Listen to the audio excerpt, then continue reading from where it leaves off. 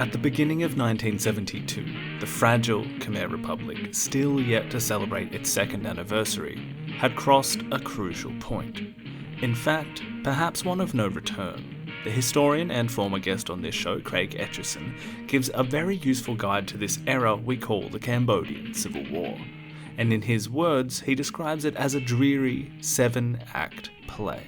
By the start of 1972, where we begin this episode, we've already seen quite a bit of this play. Beginning with Act 1, what he calls the initial collapse. That sorry display rode immediately on the coattails of the removal of Prince Sihanouk as head of state in March 1970. In Act 2, we witnessed what he calls the period of retrenchment, counterattack and parry.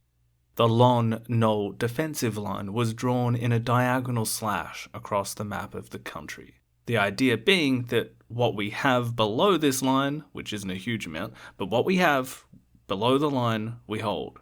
Later, we'll figure out how to get back what's above the line. This was accompanied by the infamous incursion of the United States and South Vietnamese military designed to rout the several tens of thousands of communist Vietnamese troops that had encamped deep into Cambodian land. The US troops left after 60 days, a legislative limit imposed by Congress as if the war in Vietnam was a house guest who had overstayed their welcome. Hey, it's been fun, but we really need to wrap this party up. South Vietnamese troops stayed on to fight their communist countrymen on Cambodian soil, an uncomfortable necessity for the punch-drunk republic. Etchison gives that second act of the play into August 1971, when the third and perhaps most consequential actions take place. He calls Act 3 Blunder. The less than competent leader of the new republic, Lon Nol, having recovered from a stroke earlier that year, made the fateful decision to follow up the barely qualified success of his Operation Chenla I with a derivative sequel, Operation Chenla II. We might even apply the name of the third act in the dreary play as its subtitle, Operation Chenla II, The Blunder. The convoy of troops and armaments that had been strung out like a snake along Route 6 north of Phnom Penh were chopped into pieces by a combined maneuver delivered by communist Vietnamese and Khmer Rouge forces.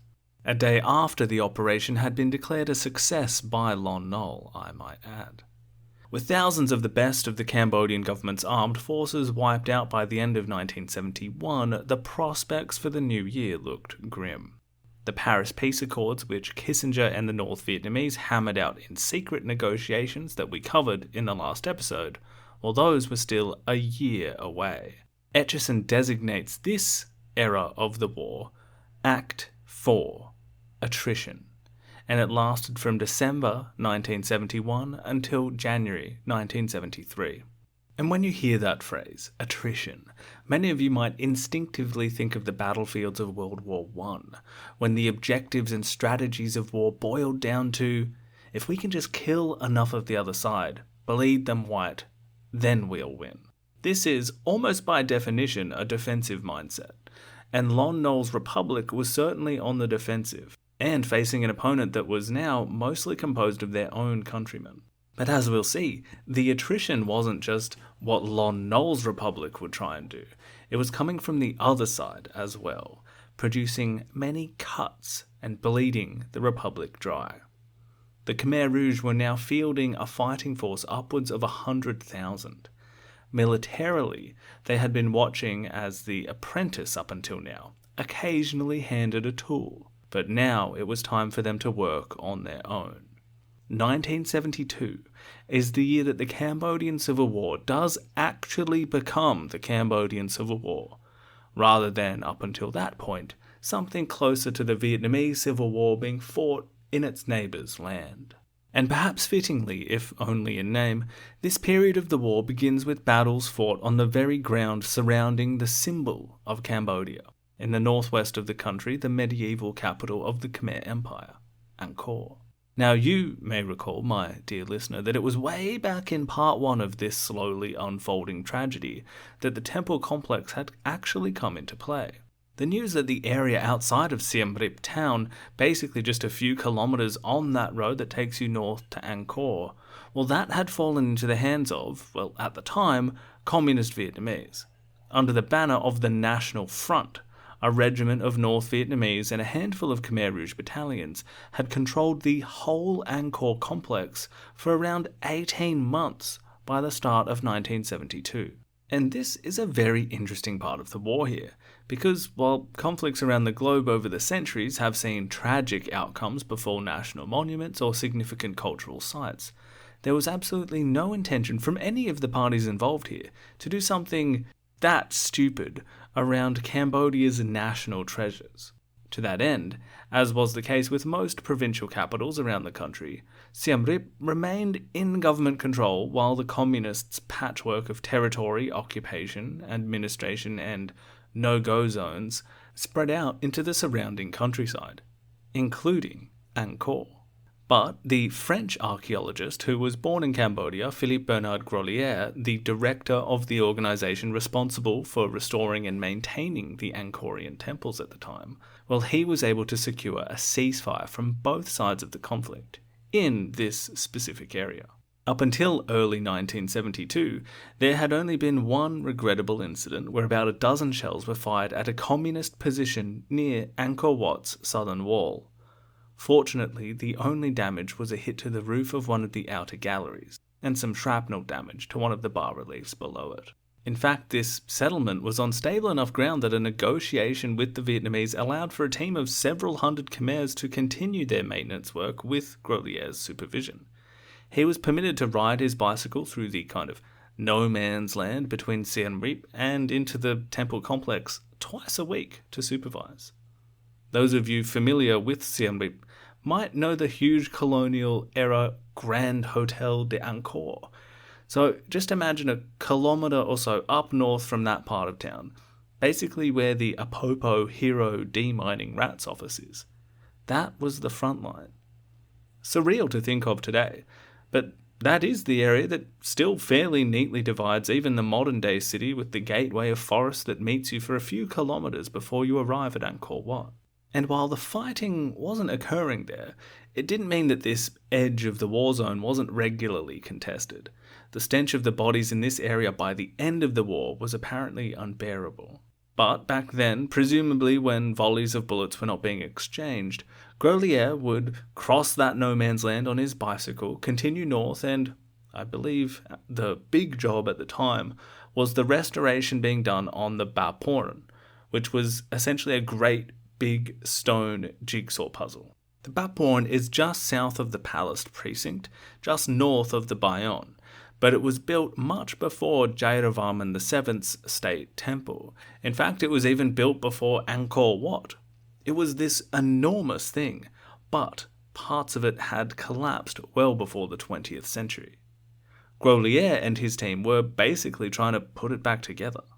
Even today, you can see the large laterite and sandstone bricks scattered around the surrounding ponds and trees of this imposing place.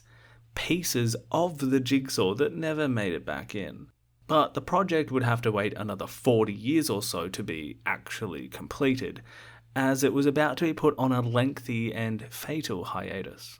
Grolier had been free to continue the work through 1971, as we've established, riding in his bike, everything fine.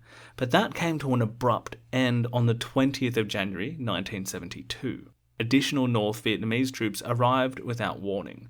Grolier was evicted. The heavy machinery they were using was confiscated, and around 40 of the Khmer conservation workers were arrested. 20 of them were swiftly executed.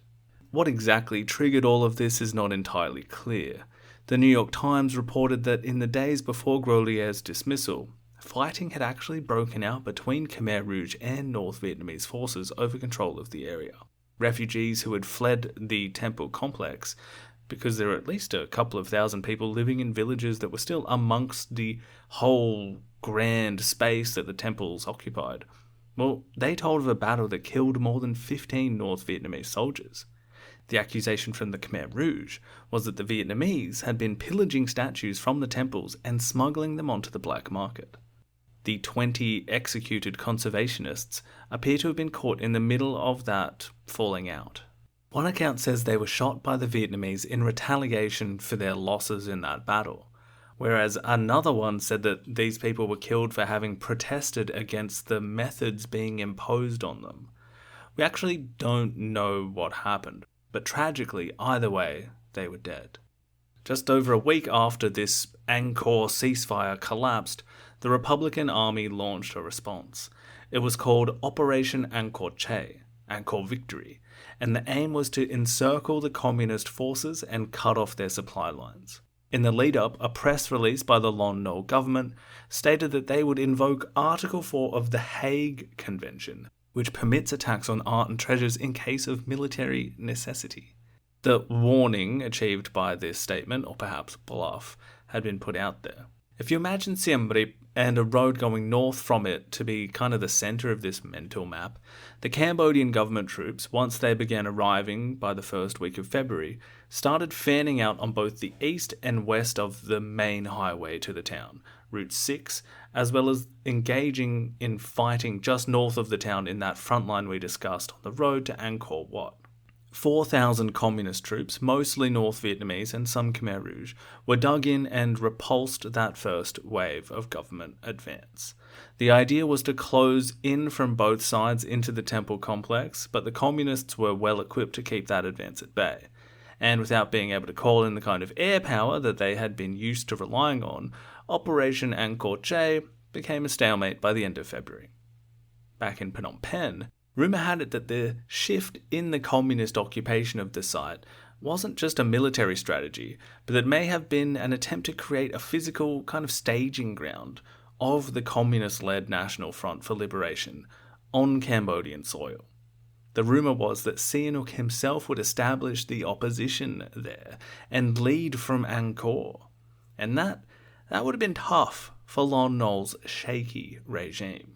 Some of you might recall our episodes covering the war with the French, released approximately 100 years ago in Season 1, where Sihanouk had actually done something kind of similar back in 1953, during his crusade for independence. If true, well, it would have been a powerful move, although nothing I've seen has suggested that there was any planning to do this at all. Although Sihanouk would be briefly making an entrance in his old kingdom in around a year's time. But a state-run Lon Nol era magazine that I had access to gave some weight to the rumoured return of the old prince and gives us an insight into what they felt was potentially on the cards, or at least what they were worried about happening. They framed the disruption of the temple maintenance and the attacks on Siem Reap as part of this same communist plan, that Angkor had been earmarked for political ends from the start. Now, writing after the stalemate in February, with what reads as a slightly resigned air, the same magazine insisted that Operation Angkor Che, launched by the very capable Lon Nol regime, had never actually been about retaking the temples militarily. Oh, no. It was merely to isolate the Viet Cong and North Vietnamese and cut their communication lines, and it had naturally produced very satisfactory results. Aside from framing the lack of any tangible results as totally fine and actually the objective, the article was also careful to not mention at all Sihanouk or the Khmer Rouge. As far as they were concerned, it was just North Vietnamese and Viet Cong up there causing strife, and they were also embracing their South Vietnamese allies with this kind of language. This was still very much a country that was doing a lot of fighting for the Cambodian Republic. We're not going to paint them as expansionist at the same time. The magazine article concluded, quote, Operation Angkor Che and the success it achieved demonstrates the determination of all the Khmers to ensure the safety of Angkor by any means and their firm intention to prevent the enemy from using this outstanding site of Khmer civilization for political ends, with the sordid objective of propaganda for the benefit of North Vietnamese expansion. End quote. Now, another article from March describes what was, in military terms, a brick wall, or put more optimistically, Operation Angkor Che was currently continuing patiently and methodically. It was so patient and methodical that it would be 3 months of this before anything meaningful in the operation was renewed. Apparently one of the primary motivations for this revival of vigour was that Lon Nol, as ever in consultation with mystic advisors, had been convinced that victory in the war depended on his army retaking Angkor, and that if he could do so before the upcoming elections, well, he would be able to be sworn in on location at Angkor Wat. That would be quite a statement. And sort of contradicted what that other article has said about using Angkor Wat for propaganda purposes, but maybe they just meant it wouldn't be good for the communists to be able to use it for propaganda purposes. In mid-May, reinforced government troops began moving into the centre of the complex toward Angkor Wat. They were coming from the west, near what is now the old Siem Reap Airport. Slowly traversing more than 2 kilometres, passing the West Barai in the middle of the night, and crawling up the hill which sits in the middle of the old Angkorian city, Phnom Penh, where Yasovarman had established the capital, and built upon this central mount his state temple, well, in the dawn hours they managed to rout the 7 Vietnamese and more than 50 Khmer Rouge guarding the top of this vantage point. If you've walked up the side of Phnom Penh, you'll know you get these great views of the flat plains on either side, of Phnom Kulen, this massive flat-top mountain range on the horizon to the northeast, and through the gaps in the trees on the southeastern side, you can see the central towers of Angkor Wat poking up. Awesome view up there, and although I have been there many times, I had not realised it was an actual battleground before. As Wilfred Diac suggests in his history of the period, you can imagine those government troops being ecstatic that they'd made this progress, that they could see their nation's treasure above the jungle canopy below them. That was actually their next aim: take back Angkor Wat from the communists embedded within and around its walled enclosures, its huge moat and zones of forest and vegetation. This was a tough ask. The next night, after reclaiming Phnom Penh, this group of Khmer Republic soldiers split into 2 and attempted to infiltrate the site of Angkor Wat itself from east and west simultaneously. Unfortunately, their plans did not come to fruition. Whether it was a trap or they were spotted, bright flares soon illuminated the medieval temple as small arms fire erupted out. And this is really quite incredible to think about for anyone who's been there, to imagine the outline of the massive temple mountain and engulfed in red flares and actually being the stage for a battle in a war. As Diac describes it, quote, "A vicious crossfire from camouflaged trenches and bunkers needled through the shocked Khmers. Those who weren't chopped down fled, leaving behind dead and wounded. One group had 17 dead and 12 injured of 39 men." End quote. The sneak attack had failed, and conventional strategy didn't make much ground either. The fighting continued for months. In August, the communists retook Phnom Penh after heavily shelling the hill. Not long after, Operation Angkor Che faded into a stalemate once more and was abandoned by September. And folks, aside from giving us a look at the fighting in and around a temple complex that many of you may have visited, perhaps giving you a sense of the battles that took place in spots you've walked through or cycled past, Operation Angkor Che is fairly indicative of the kinds of engagements that will define 1972. There would be no more big-time Chenla-esque operations. Instead, it would be smaller pushes that gained ground and then faltered, harassed by guerrillas until they fell back, highways cut off, supplies strangled, terrorist attacks in the capital. In fact, they barely gave the impression that they would go out and attack the enemy at all, preferring to let the communists advance until they could simply bomb them. If this were a boxing match, one fighter had thrown his big haymakers early, missed, tripped over, and got caught with some devastating blows by a more nimble opponent. Or in this case, had been fighting a stronger, more advanced opponent anyway, but that guy basically had something better to do and was now tapping in his protege, who now only had to dance around the big guy as he tired. The longer this went on, the clearer the outcome looked. And Operation Angkor Che is, in the end, another Lon Nol failure. Even without the mystical advisors claiming this was somehow a necessary condition for winning the war, it's still a huge loss of prestige and clout that his government, with all the American money and guns, can't get back the Cambodian national symbol. That really sucks. And one wonders what Lon Nol, the true believer, surrounding himself with these supernatural opinions, well, what does it say? That he didn't get Angkor back? What did they think at the time? Did this confirm something for them? Who knows, maybe the mystic advisors were right. Maybe it really was a necessary precondition for him to win the war. And he didn't get it.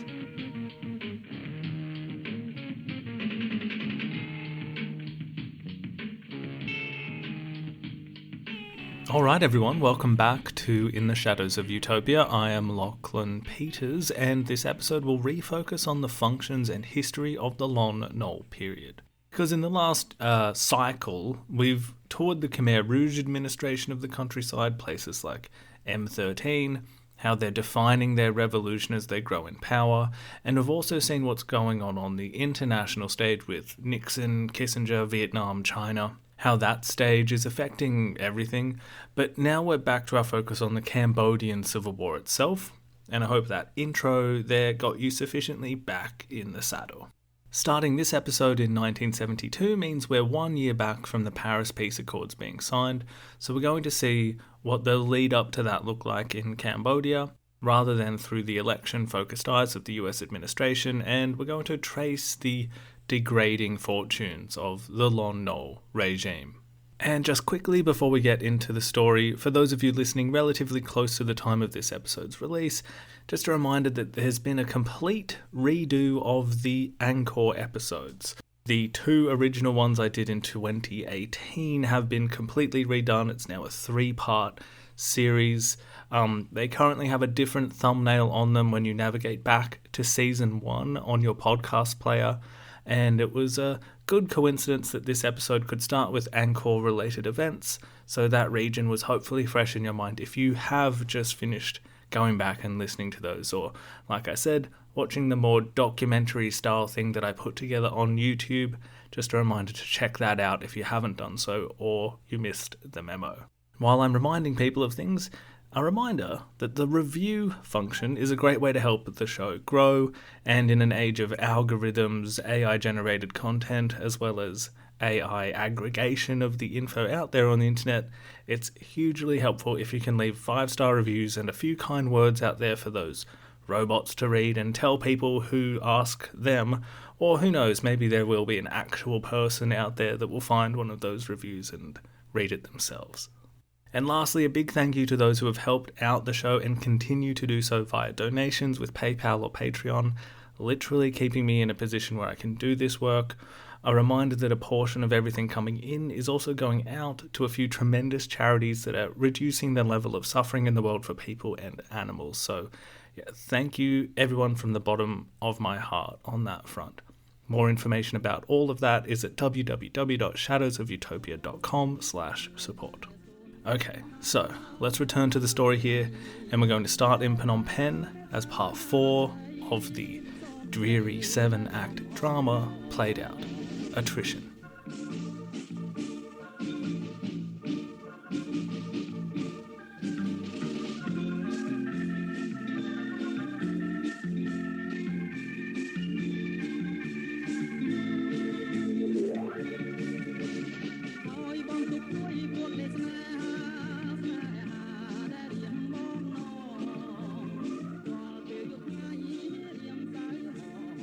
So, while Lon Nol's army was still stuttering to its first stalemate in the northwest, trying to conquer the communists embedded in Angkor Wat at the beginning of 1972, the situation back in Phnom Penh had its own crises, brewing in the fallout of the disastrous Chenla II, which of course had been the depressing curtain call of 1971. The mood in Phnom Penh was not good. There were rumours flying around about Lon Nol being dismissed or overthrown, and this makes sense, right? I mean, questions were being asked when he was recovering from the stroke in Hawaii almost a year earlier, and now he's come back and things are much worse. And this was a kind of holistic crisis, not just a military one. Although it seemed like if they wanted to, the North Vietnamese that had crushed the Republican forces during Chenla II could have just rolled on into Phnom Penh. Not that they wanted to do that, and they had the spring offensive in South Vietnam to prepare for in the coming months anyway. But the vulnerability of Phnom Penh was producing a very uncomfortable time. Siruk Matak was the natural choice for a new leader. He was competent, he had the political experience, and the crisis after Chenla II gave him what looked like an opening. He went to Lon Nol and said, in effect, okay, this is enough, time to share some power. But Siruk Matak had problems of his own, he didn't have the military's loyalty, and crucially the US embassy wasn't going to back him either. Lon Non, the Marshal's dastardly little brother, made sure of the rest. Another prominent politician, Chang Heng, who occupied the position of head of state, tried in vain to do something similar to Siruk Matak. Who else was there? Son Yok Tan. He's been in and around this story since the mid-1930s. The veteran politician had come back to Phnom Penh in 1970, and he felt that the token roles he'd been given in the Republican government should, start to transform into something meaningful. He should be Prime Minister. He still had some supporters here and there and some credibility in the bank. After all, he had been a hero to basically a whole generation of Cambodians. There were even some rumours that he might be planning a coup to take power from Lon Nol. And the Americans, despite essentially having this do-nothing kind of low-profile policy in Phnom Penh, well, they're of course aware of this dynamic between the rival politicians. Emery Swank, or Colby Swank, the US ambassador to Cambodia, who strikes me as a man that was just basically trying to be good at his job, one of those people that kind of believes in the role, follows protocols, follows the rules, wants to do the job correctly, but he's been put into a situation where much of that is, the job of being a good diplomat wasn't really going to be of use during the Cambodian Civil War, and being a good diplomat in this position was really going to be sort of managing expectations and keeping his mouth shut. In essence, he kind of just became a talking head, although one with quite a bit of power, as we'll see, but a lot of the actual policy and, running of the show was being done by someone named Alexander Haig, who was part of Nixon's team along with Kissinger. Not only that, but a lot of communication and military decisions, things like that, they're often just being done out of Saigon anyway. So, Colby Swank, and this really comes out clearly in Shawcross's book on the whole thing, Sideshow. Swank is not an incompetent person, and like many people who are put into a job that they slowly realise is kind of BS and things are being run around them, not through them, he develops a conscience about what is happening, even if he was put into the role with a fairly explicit mandate of just manage things, don't make a fuss, try to keep everything low profile. Keep a lid on bad news. Basically, I think he realises that to do this job well meant you had to ignore what was actually the right thing to do. In a lot of ways, he reminds me of the football manager that's just trying to coach the team and make things work on the pitch. But there are these bad things happening with, say, the finances of the club or some other controversy that's completely out of his control. Something with, say, the actual owners of the club or something like that. But it's the manager in football. He's the one that has to front up to the media and field these questions and just, you can see the frustration in having to straight bat these answers and toe the party line, but that's the job. And it's usually the case that only years later, when they've moved on a bit and their NDAs have ceased, well, that's when they might write a book about, how they really felt, what was really going on behind the scenes. For instance, Shawcross has this great quote from one of the diplomats of the embassy talking about the situation where the actual civilian authority that is usually embodied by, that apparatus of an embassy, well, that was just a facade to a structure that had been completely militarized. And the pretty radical way that Nixon and Kissinger had run their administration anyway, well, basically operating in all these back channels and in secret. And how this ended up working for the embassy in Cambodia, well, this diplomat was quoted saying that Swank, the ambassador, well, he was just the doorkeeper to a Pentagon whorehouse. After Chenla II, Swank had sent a series of highly classified cables back to Washington, the kind of thing that in normal diplomatic life, you would expect to stay firmly within the walls of the embassy and go no further. One dealt with intelligence about Son Yok-tan potentially plotting against Lon Nol. One other said that Lon Nol was a sick man, mentally and physically. And another sent a couple of weeks later, went even further. Swank put his candid assessment of the field marshal on paper, which was probably not a good idea, and criticised his, quote, haphazard, out-of-channel and ill-coordinated conduct of military operations. Now, that's not the kind of thing that you want turning up in a newspaper. Unfortunately, both of those documents, along with many others, were leaked to the famous muckraking journalist Jack Anderson, whose syndicated Washington Merry-Go-Round column ran in nearly 1,000 newspapers across the US, and he published all of these leaked documents. Now, how did they get there? Well, that's where it gets a bit interesting and kind of takes us down a path that we'll return to, but the documents were stolen by a Navy clerical officer who had been assigned to the National Security Council in Washington. His name was Charles Radford, and he had been systematically pilfering classified documents from the National Security Council, from the briefcases of Kissinger and Haig and others, and passing them on. Some went to the Joint Chiefs of Staff, who were using them to spy on their own commander-in-chief, on the president, because they felt like they needed to know what was going on with Kissinger. What were these guys actually doing? Because they'd been sidelined to such an extreme degree. They were like, how do we find out what's actually going on here? So they're like, well, we need to spy on them. And that's why these documents are being stolen, essentially, and given to other parts of the same government. This is really wild stuff. And some of these documents eventually find their way to Jack Anderson, this journalist who publishes them. Now, the reason why I've explained some of that is because as this unravels, the White House, the Nixon administration, sends its own covert investigative unit, the so-called plumbers, set up originally to plug leaks, hence the name, after the Pentagon Papers were released by Daniel Ellsberg. So they're now tasked to find the source of this new leak. And what they find is this extraordinary picture of the military establishment, the Joint Chiefs, spying on the civilian one, and a journalist publishing the results.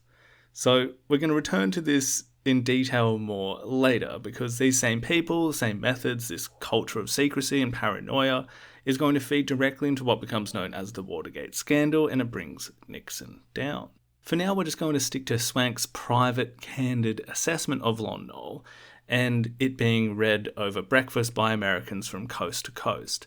But the idea here is that the Americans know how bad the situation is in Cambodia with Lon Nol's leadership.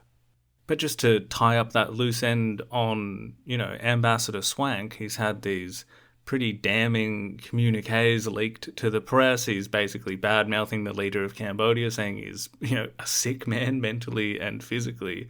What repercussions are there? Well, the immediate response from him is damage control. He finds out while he's on holiday in Thailand, and his deputy, Thomas Enders, a name that, again, will come up a fair bit in the next few episodes, he calls him at the hotel and says there's been a leak. And this is like the teacher saying, that you're handing a secret note around in class, right? And you're going to have to read it out. So Swank comes back from holiday and he's thinking, okay, I need to fix this. He writes Lon Nol a long personal letter in French, in longhand, explaining that the whole thing was just political maneuvering against President Nixon. Don't worry about it, it's fake news, essentially. But decades later, he'll sort of reflect on this period and his actions and, fretting to apologize and say, I don't think that mattered much anyway. He wondered whether anyone had even bothered to translate the column for Lon Nol in the first place. So he kind of catches a break here. He doesn't have to deal with that awkwardness in a meeting with the marshal next time he sees him.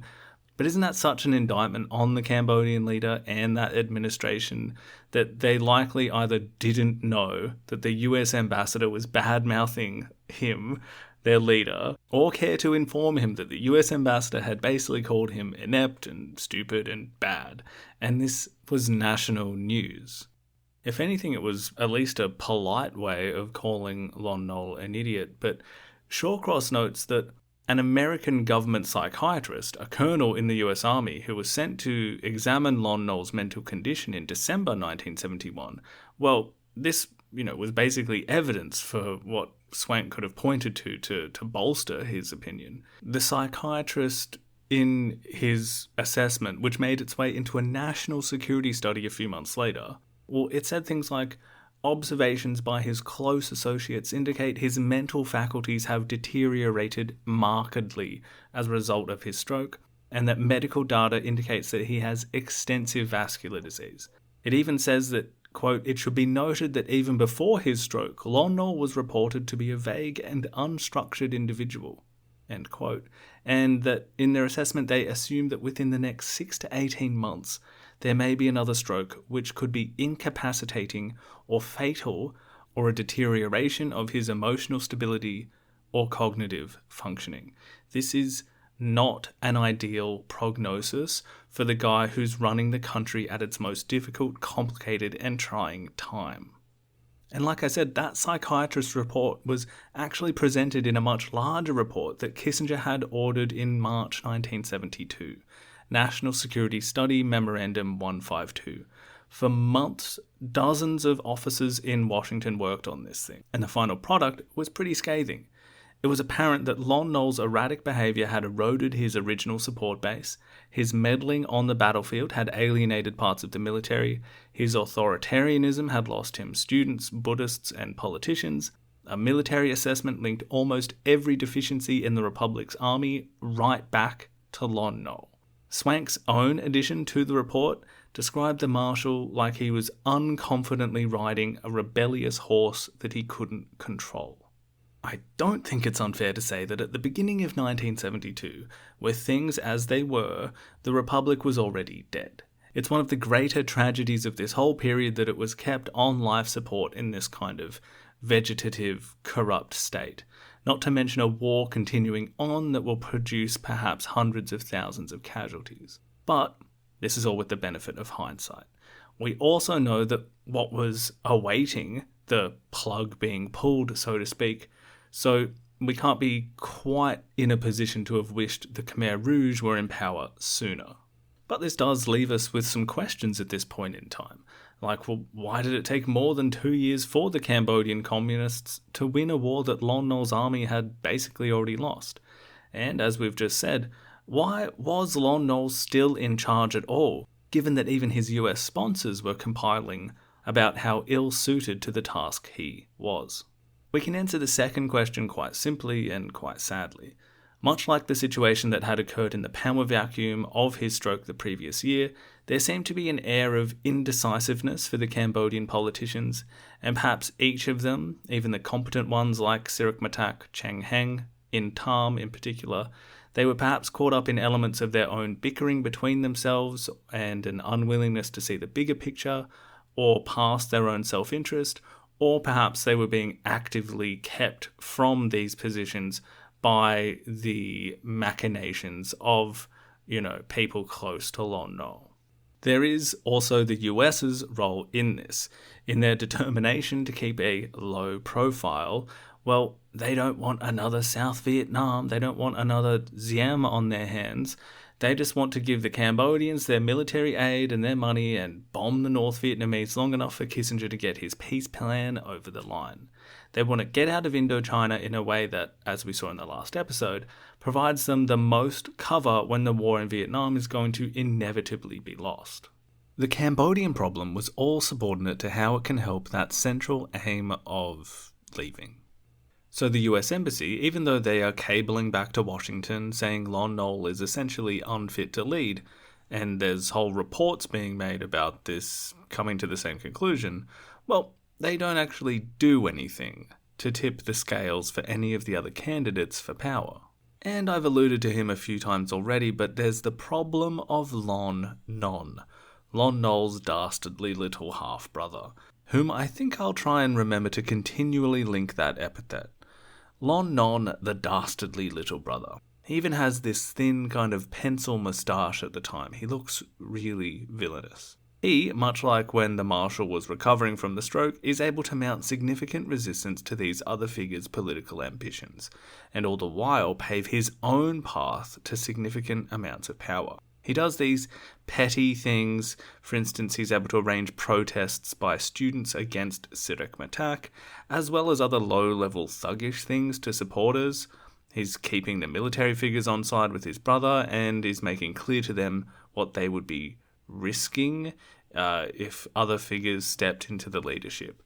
This also progresses into some pretty serious stuff that we'll cover later in the episodes. But the politicians are trying to essentially play by the rules. They're organising resistance the way they know how, through legal and constitutional means in the parliament. They began drafting changes to the constitution that would limit the power of the field marshal and perhaps turn the tide. On March the 10th, however, shortly before this could be approved by the Assembly, Lon Nol suspended the deliberations.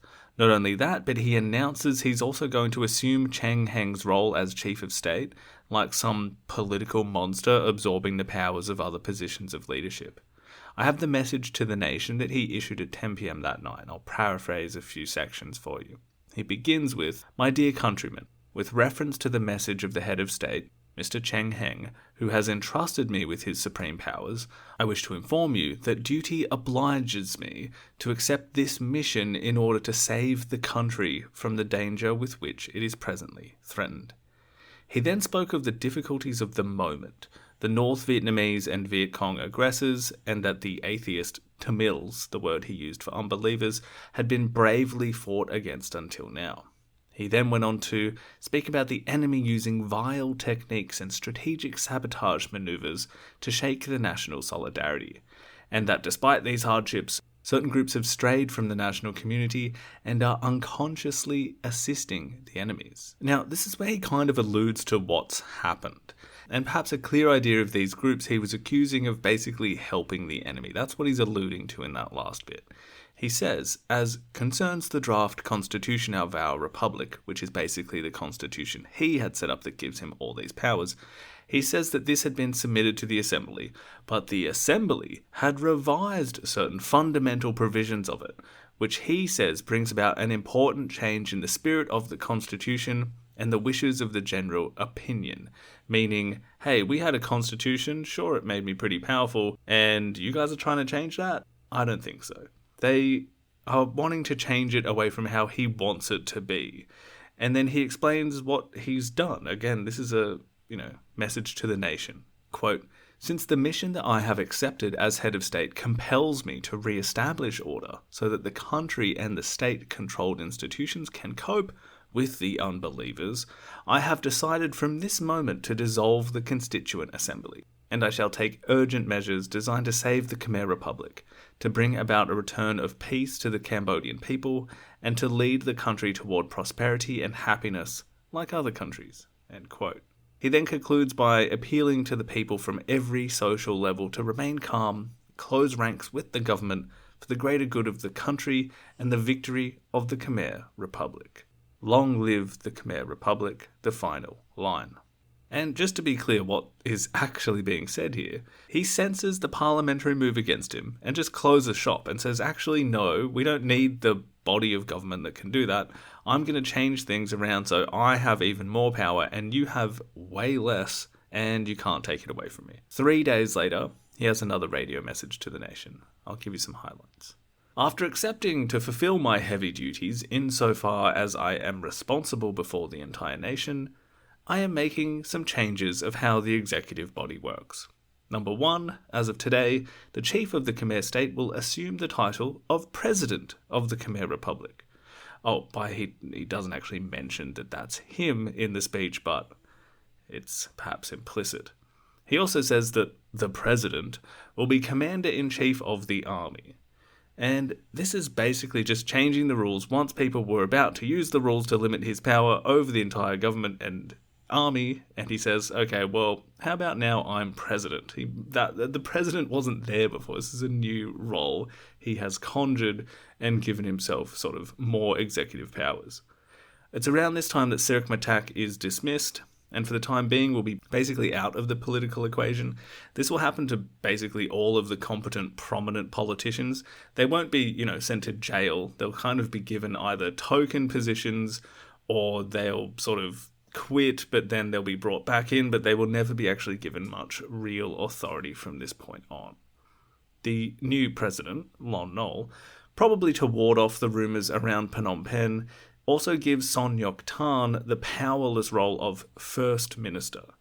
Last time the veteran nationalist had a position like that in the Cambodian government was at the end of the Second World War. Now, after inventing the position of president, Lon Nol looks to rubber stamp this new system of things by confidently calling for an election. But to his annoyance, in Tam, who has been in the mix as the most competent and probably popular politician, actually contests it.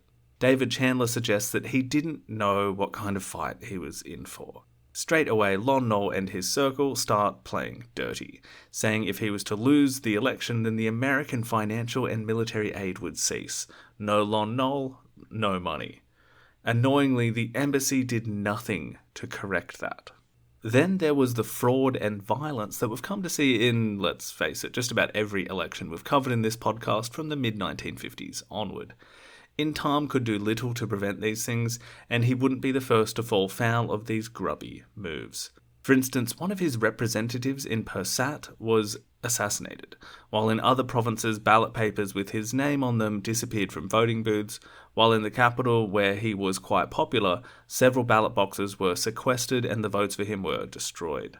Despite all of this, he still won almost 25% of the vote, although another candidate, Kyo An, who was a figure at the university and likely allowed to stand because he was popular with young people, and Lon Nol figured that this would actually split some of the votes coming in for Tam, he gets around 20% of the vote. Lon Nol had apparently got 55%, far short of the 98 kind of percent figures that Sihanouk had been able to cook up back in the day, but still obviously enough to get a majority and become president. Wilfred Diak notes in his history of the war that, ironically, Lon Nol's greater support in this election came from the rural districts, indicating a loss of backing from the urban elite who had helped put him in power in the first place. It also indicated that, besides a fatalistic detachment from Phnom Penh politics, most rural voters were subject to the influence of the army troops protecting them from the Khmer Rouge and the Vietnamese. These troops, of course, were led by Lon Nol's strongest supporters, so that's the kind of voting base.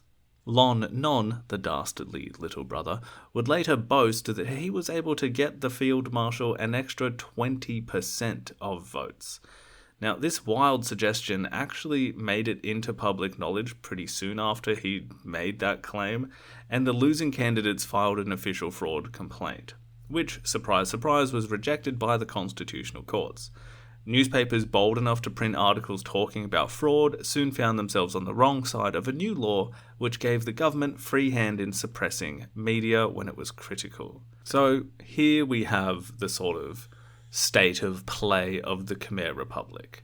Now, I couldn't quite believe when I read this, but Diak wrote that Lon Nol even informed Ambassador Swank and visiting White House bigwig General Haig that in this new system of things, he intended to emulate the methods of totalitarian indoctrination, which is, I'm not sure if there's some translation issues there, but I just imagined this scene. He's sort of in a meeting with them, probably sat on a couch or something like that, or leaving the room, and I imagined him happily slapping someone on the shoulder as he leaves, basically with that comment hanging in the air, as if he had assured them that he had everything under control.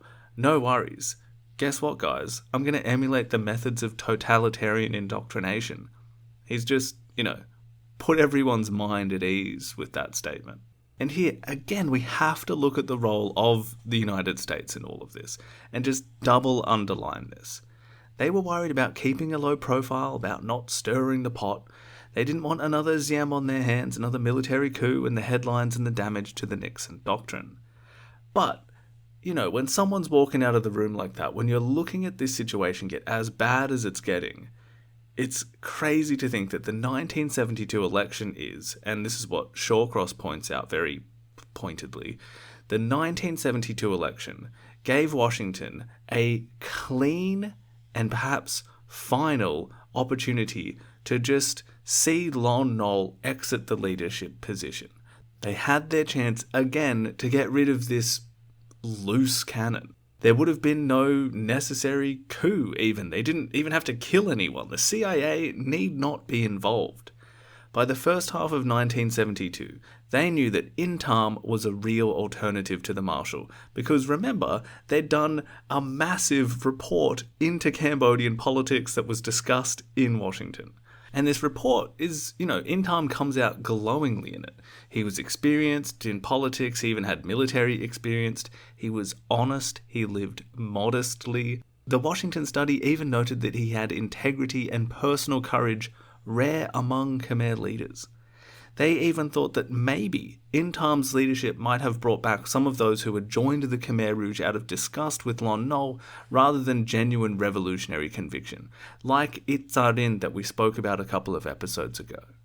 So they're not blind to these developments. This isn't some hidden talent that they were like, oh, where was that guy? Oh, we had no idea. No, they had a full dossier on In Tam, Sirik Matak, the rest of them. In Tam is standing out.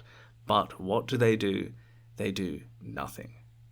As the great history podcaster has said about America in the past, he just wants it to live up to the marketing material, like justice, democracy, those old chestnuts. All they had to do was make sure the election was run fairly. No fraud, no corruption, no dastardly little brother with his thin moustache running things.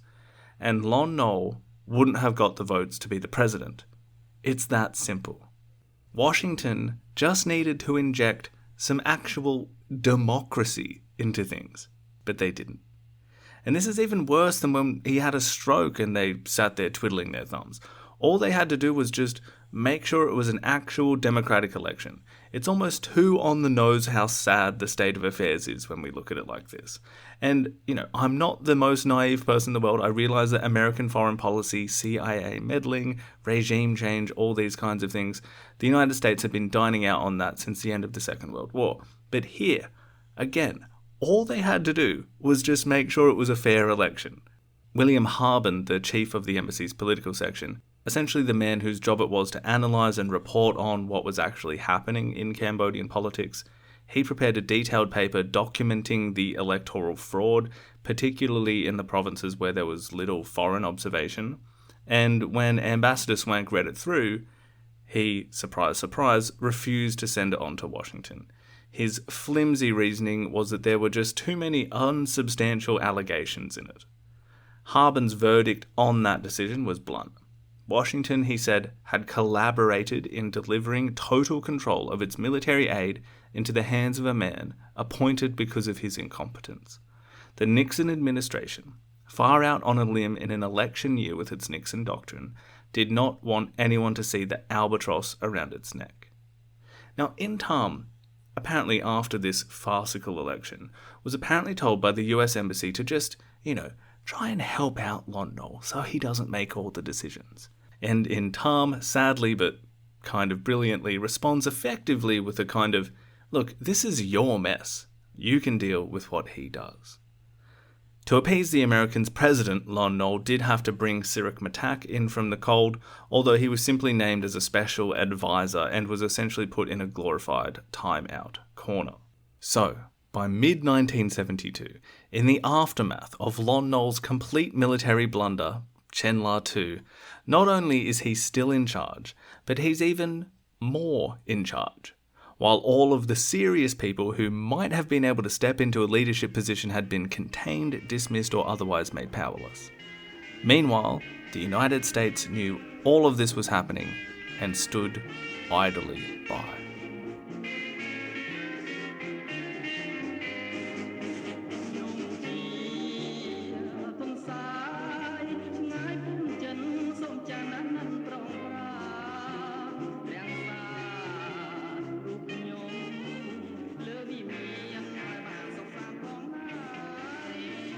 Now, aside from those battles around Angkor around the start of 1972, there was a bit of a lull in, the fighting around Cambodia generally. As we saw in the last episode, however, much of this was due to the North Vietnamese preparing for their spring offensive, which began at the end of March. However, just on the dawn of that offensive, terrorist attacks in Phnom Penh showed that the capital could be seemingly got at, with no resistance. And these were timed in conjunction with renewed hostilities in the southeastern province of Pre Veng and its Highway 1, which connects Phnom Penh to Saigon. These attacks went beyond what had come before. The US Embassy considered the wave that began on the night of the 20th of March to be the first real effort to strike the capital. Occasional grenade attacks or the targeted move on Pochentong from the year before was developed into a more concentrated mode. Mortar and rocket rounds were launched into 7 sections of the city in the middle of the night, and this lasted until sunrise. These rockets and mortars were being fired blindly, not trying too hard to hit specific military targets. And the hardest hit areas were actually the relatively poorer areas of the city, sometimes areas that had been moved into by the refugees fleeing the fighting in the countryside, setting up what accommodations they could. An absolutely tragic thought to consider, especially as Diak writes that the morning after the rocket barrage, this poor area was, quote, a smoking ruin strewn with human and animal remains, end quote. More than 200 projectiles hit Phnom Penh that night, with casualties estimated around 100, with twice more than that injured. Several hundred more were also left homeless. But it wasn't just blindly firing rockets into an overcrowded city. There were on-ground moves as well. The government radio station was attacked by North Vietnamese commandos, the station director living in a house on site, who apparently was quite close with Lon Nol. Well, he, his French wife, and son all had their throats cut. More than 25 guards were killed during the attack, and the station itself was crippled. Only a couple of days later, Vietnamese frogmen attached mines to freighters moored in the Mekong off Troy Chung Va, the sort of outer suburb of Phnom Penh separated by the river on its northeastern edge. One of the ships sunk while the other was heavily damaged. But then, on the 24th of March, something even more dramatic happened nearby. Many of you who are familiar with Phnom Penh will know the Japanese Friendship Bridge. It's the large bridge on the northern side of the city that goes over the river. It's this massive thing. It's called the Japanese Friendship Bridge because it was built with World War II repatriation money. So, days after these terrible mortar attacks and everything else, an old pickup truck was driven halfway along the bridge and parked there. It had more than 200 pounds of explosives in it, and when it was detonated, it blew out a 50-foot hole in the bridge. It killed 4 people unfortunate enough to be nearby and injured several others. Now, to round out this month, where Lon Nol had declared himself president, there was a grenade attack on a military housing area and on a bus transporting Republic soldiers, and more attacks on the Navy base. Then, on the 30th, as we saw, the spring offensive in Vietnam was launched. So we have to consider this as part of the larger strategy of the communists, the optics of it all, and as we said, these terrorist attacks in Cambodia were done in conjunction with attacks on sites along the highway to Saigon, like Niek Long, the ferry town southeast of Phnom Penh. There are North Vietnamese assaults there too, and they're getting hit with mortars and rockets as well. In fact, at the ferry town, these attacks light up an ammunition and fuel storage depot, so there are massive flames and black smoke billowing way up into the sky. And while these terrorist attacks are ongoing, and the fighting in the countryside resumed, I touched on it before, but the number of refugees fleeing to Phnom Penh is rapidly rising. But you've probably got the sense before, it does come up a lot in this history, but I think it's kind of a problem of it that it gets just reduced to a number, the refugee problem in Phnom Penh. Most documentaries or books or anything on the topic, when they get to the Khmer Rouge reign, they'll say something like, the city of Phnom Penh's population had swollen to more than 2 million people, but we don't often examine things much more than that. So I want to spend a little bit of time looking deeper.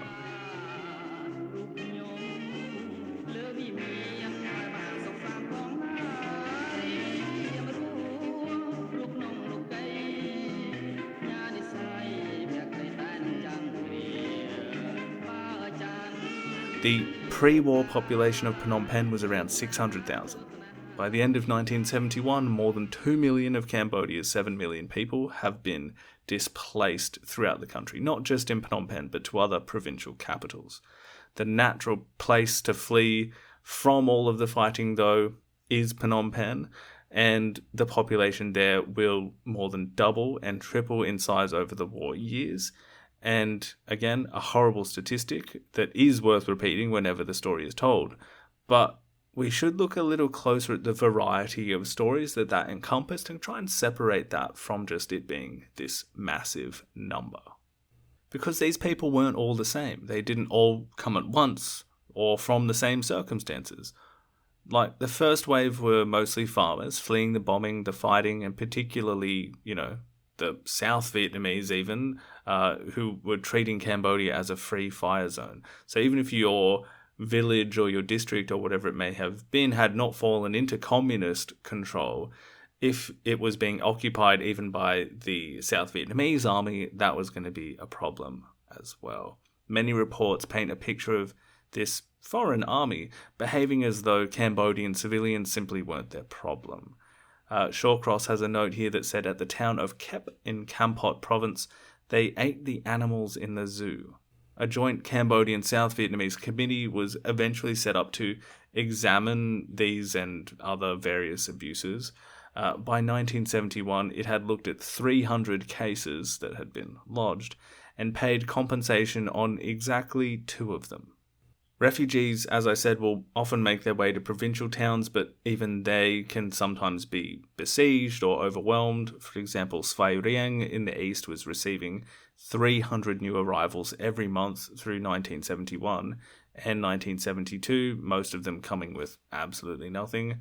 So from there they pushed on to Phnom Penh hoping for better, and they found kind of worse. Families doubled and tripled up in small houses until that became unsustainable. And then people built shanties on the roads into the city out of whatever they could find. Bamboo, thatch, cardboard, corrugated iron. The largest encampment was south of the city in the southern dike area, growing month by month into a waterlogged slum. Government refugee camps were barely better. Within a year of opening, one of these camps was reported to have leaking houses, broken drains, and the people complaining of widespread malnutrition. Didn't help that the health system generally was quietly collapsing alongside all of this. The Ministry of Health's share of the national budget fell to 2.6% in 1971. In the Khmer Soviet Friendship Hospital, patients lined the wards and corridors wall to wall, on cots, mats, wooden benches, the floor. The latrines were usually underwater. In the maternity ward, mothers and newborns laid together on cots, often without any cover. And a lot of that came from Shawcross's reporting, which is absolutely damning. But I think, amongst, these conditions and the numbers, the 2 million displaced, the overflowing camps, the terrible conditions in hospitals, is actually the variety of what that actually meant for the people living in these circumstances, these refugees coming to Phnom Penh. There wasn't a single category of experience. They had individual lives, each with their own particular disaster they were dealing with, their own particular way of surviving or coping with what was happening to them as well. And there must have been a great multitude of stories coming from these people. Unfortunately, not many of them are available as sources, but I did manage to track down a few. Take, for example, the story of a young man named Sok Tan. He was born in 1952 in the small town of Sreng, I believe in Kompong Spo. And his experience of the war began as early as 1969 when his father, a duck farmer, was killed by the Khmer Rouge.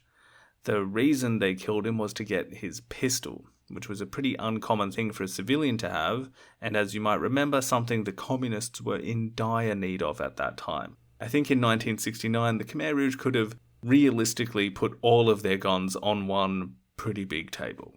The year after his father was killed, when the war itself had properly started, he recalled his entire village being reduced to a forest of charred pillars and dead cattle. Fighting between the Lon Nol troops and the Viet Cong left the district in control of the communists.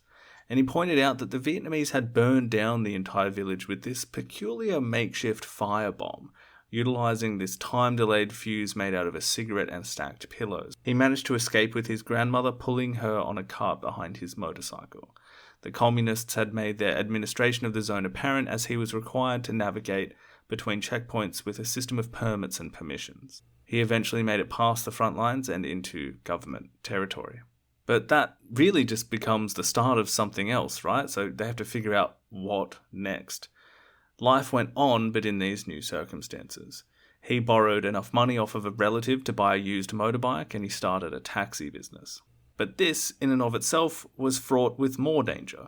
He said thugs would hire taxis for a trip outside of town and then simply kill you and take your bike.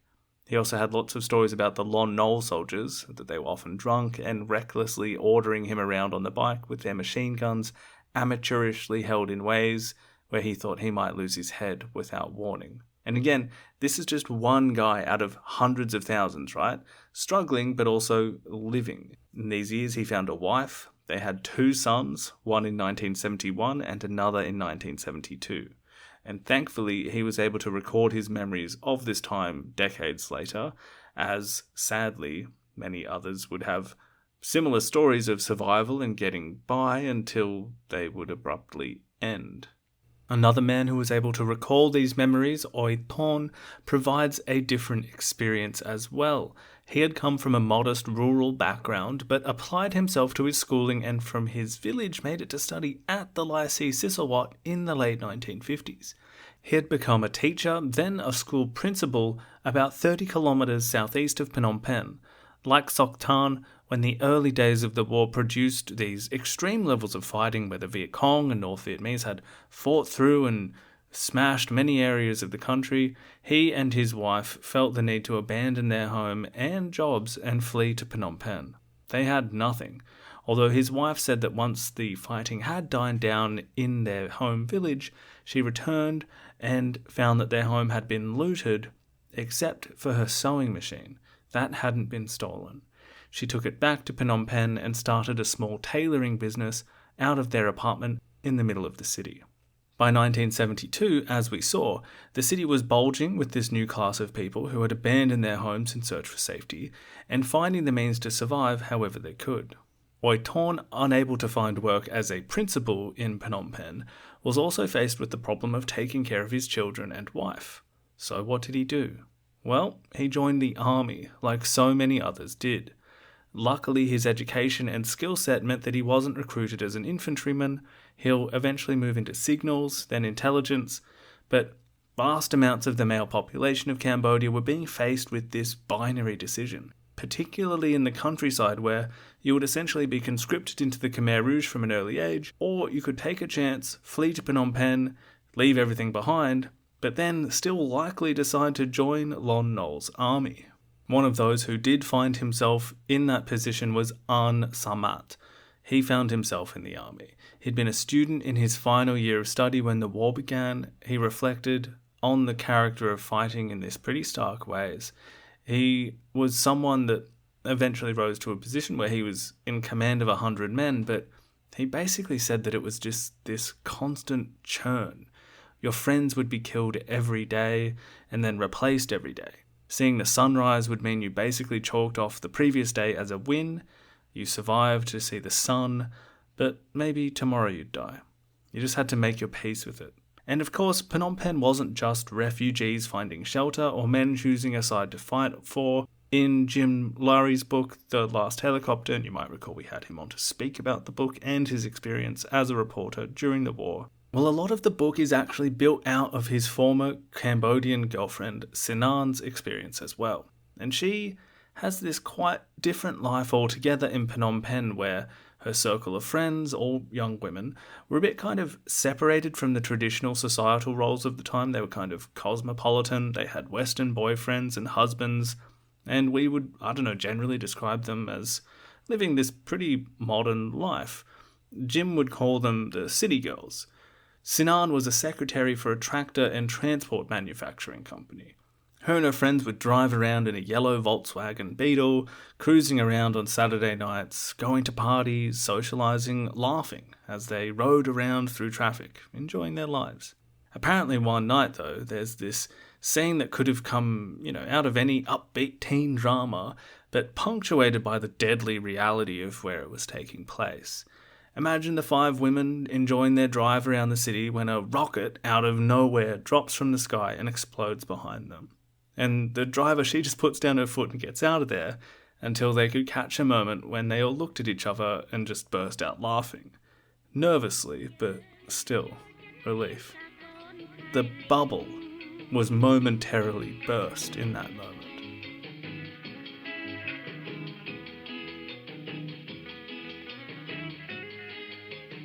And the soundtrack to this time, actually what might have been sung along to by those young women that night and many others, adds this other amazing layer to this strange and sad period of time. For some of you listening, this will be familiar territory. There's a great documentary that came out more than a decade ago on this, as well as a popular book by D. Peok.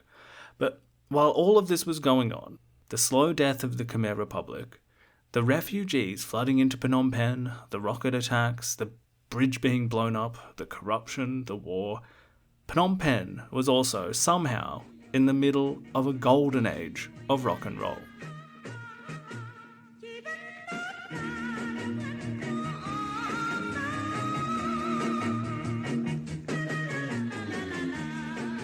The music coming out of Cambodia in this period is great and still great. And if you haven't heard it, I strongly encourage you to go and find some after this episode, and you'll probably catch a few little ditties throughout as well. But a music scene had been building there since the 1950s, but it was coming into an era of something quite special and unique. Cambodian musicians were taking the melodic and vocal traditions of their own music and fusing them with whatever was washing in from the outside. Latin records, French pop, American rhythm and blues, British rock. The female singers in particular had this style, a kind of high, swooping, ornamental quality to the voice, this unearthly quality. And when you had that over electric guitars and organs and a full rhythm section, you get something pretty unique. I saw this era described in comparison to Phnom Penh's, old description as the Pearl of Southeast Asia. In this era of music, it was kind of like the Southeast Asian New Orleans. The undisputed king of it was Sin Sisamut. He was incredibly prolific, hundreds of songs across every genre, garage rock, slow love songs, the cha-cha, traditional dance music. He was the man. He had been a household name since the 1950s, but in the 60s he'd begun using melodies from Western songs like the Beatles or some other psychedelic stuff, and writing fully new Khmer lyrics over them, sort of creating something that wasn't just a cover or imitation, but this new thing. One of those adaptations took the melody of A Whiter Shade of Pale, a 1967 hit, and he retitled it Away from Beloved Lover.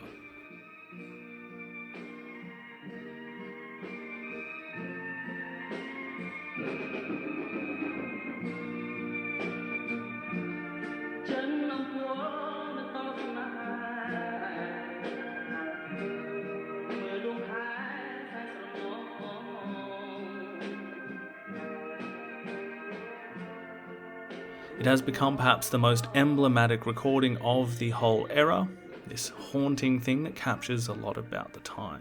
His regular collaborator and counterpart was Ros Sare Sotia.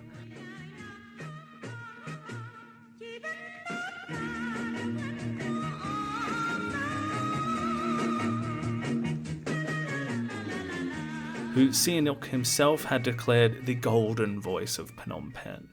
Her signature song, Chnam Un 16, I'm 16, is a psychedelic rock track that Cambodians in the diaspora still sing at weddings today. Her duets with Sisamut are another high watermark of the scene. Now, the Lon Nol years did something specific to all of this. American money and American rock were flooding into the city.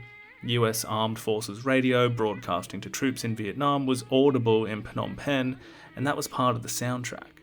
The music got harder and louder. By 1974, there was a band called Drakar who had fully absorbed Hendrix and Led Zeppelin without losing anything Khmer about them. They had long hair, a shirtless drummer. It was the most transgressive thing the scene produced. But at the same time, the Lon Nol Republic conscripted these musicians, quite literally. The best-known stars were forced to join military bands and write propaganda. According to Dee Peok in her book, which borrowed the aforementioned song title away from Beloved Lover, the artists were pressured into performing in military garb, and the themes that were pushed on them were like, why don't you write a song about how the previous administration wasn't very good? Or, I don't know, maybe write a song about why you should join the army. Ivan Netnioj. Sin Sisamut, who had actually been, a Sihanouk loyalist in the day, he appeared on television in 1971 in military fatigues and an officer's cap, performing pro-Republican songs that were not subtle in their message. And I can almost imagine the song titles being read out on one of those ads they used to have on TV in the 90s, like, Sin Sisamut is back with hits like, Tomorrow I'll Join the Army. Or who could forget the classic, The King Sold the Land to the Viet Cong. And he'd really been integrated into the defense ministry, into its music department. He would eventually rise to the rank of captain, which, as we'll eventually get to, will of course end in tragedy. Meanwhile, Ros Sure Sotia was filmed jumping from a plane as a paratrooper. So you have the most beloved voices in the country being pressed into service for the government that most didn't really believe in. But again, one of those contradictory things where the life was getting harder, but the music was getting bigger and better, and even providing this, relief to those living through these tough times. The worse things got, the more the music flourished.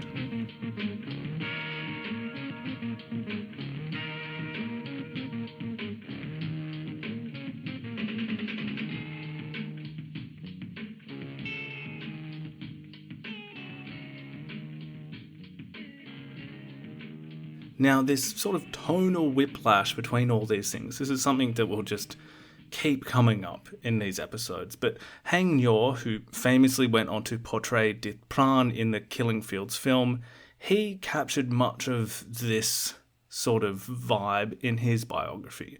Not only through his personal circumstances, he was a well-off doctor working for the army at this time, but his family had turned some wealth prior to the war into quite significant wealth. His father had built up 2 lumber mills prior to the war. He was exporting timber to Japan, but then the flood of American construction money had created a boom, and he'd been able to start a new gasoline delivery company as well, with like half a dozen trucks. And Nyor was doing well himself out of his own work too, and he reflected on this whole dynamic where he's purchasing expensive jewelry and fine French dresses for his wife. He bought a Mercedes. But he said that part of this warped picture was quite apparent. The war was not getting better. We know that. And the countryside, obviously, that's getting a lot worse. The Khmer Rouge at this time, they've set up their prison network and they're forcing some people into collectivized farming and, the black pajamas that will become so emblematic of their regime. And he's, buying his wife expensive French dresses. This is when Lon Nol doesn't have control of much more than a third of the country. And yet the worse things are getting out in the countryside, the better life was becoming for some in Phnom Penh. He writes that, he knew it wasn't getting better for the refugees on the outskirts of the city, living in shanty towns that were growing bigger by the week, or for the Republic soldiers who didn't even have their army boots actually supplied to them because the officers had sold them on the black market, or for the peasants that were being waved in by their droves into the army to replace those that were being killed. But for this new class of rich people and the existing elite, those who were able to, either by corrupt means or old-fashioned business, take advantage of this system, that tap being turned on of the money that we described a few episodes ago, well, that's exactly what they were doing, and they were getting very rich. It created a bubble of prosperity that he had never seen before, and he puts it in no uncertain terms in his book. Even though we didn't like the Lon Nol regime, we were doing well under it. So when we hear about, the number of refugees and we talk about Phnom Penh as, this place that was suffering, we just have to remember not to sort of paint the experience of the entire city as either completely miserable or completely rich and ignorant. it will be kind of a boiling pot of all these things simmering away at once. And 1972, particularly with the uptick in terrorist attacks, as well as economic problems that were becoming more apparent in, sort of macroeconomic terms, not the micro for this elite we've just talked about. There's going to be food supply problems, things like that, inflation. This is the year that the city begins to feel the war in a big way, despite some of them living in a bubble sort of separate from that. And Jim, when we had him on the show last year, he was really explicit about this. It was this really uncomfortable and obvious economic disparity. In the book, Jim mentions going to one of Sihanouk's daughter's birthday parties, the lovely Boba Devi. And he's at this party and it's a lavish affair. And he explicitly says, there's a bubble going on after he'd toured the countryside and seen, the carnage out there and the suffering. And then he's in Phnom Penh and it's like nothing else.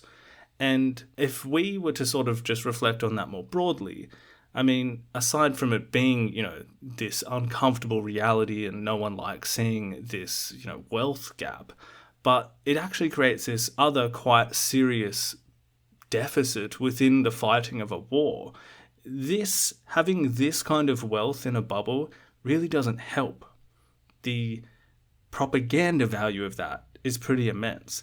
Not to mention the corruption itself that's sort of feeding a lot of these people's wealth is meaning that the money that should be going towards fighting the war isn't doing so. That's going into the pockets of those who are wasting it. And they're not taking care of the people at the same time. So while just, the wealth gap here is this really quite uncomfortable thing that's occurring during the war and certainly not helping, the other extra bitter pill that we're forced to swallow is that this wasn't just a government failing its own people. It wasn't just, greed and endemic sort of corruption sort of feeding this wealth inequality. It was all those things, but there's another presence here that's made itself very much available for the job of helping, who had poured in a lot of the money here and the weapons and the personnel into this country, but was then looking the other way when it came to the human cost of what was going on. The United States here is frankly doing a really woeful job. Their response to what they've created is really bad. They've poured all of this money into this country. They've poured all of this military hardware into this country. They're dropping thousands of bombs from the sky. They're killing thousands of people. But it's almost like everything they're doing to try and help, even though, help is you could argue that word, of course, but everything they're trying to do is actually having this detrimental effect in a macro scale. And the refugee crisis is sort of the most salient point here. Both Wilfred Diak and Shawcross get into this quite a bit in their respective books, but the essence of the problem is something we've hinted at before with the lack of intervention on how the politics was going. The idea of keeping a low profile, we don't want to rattle any cages.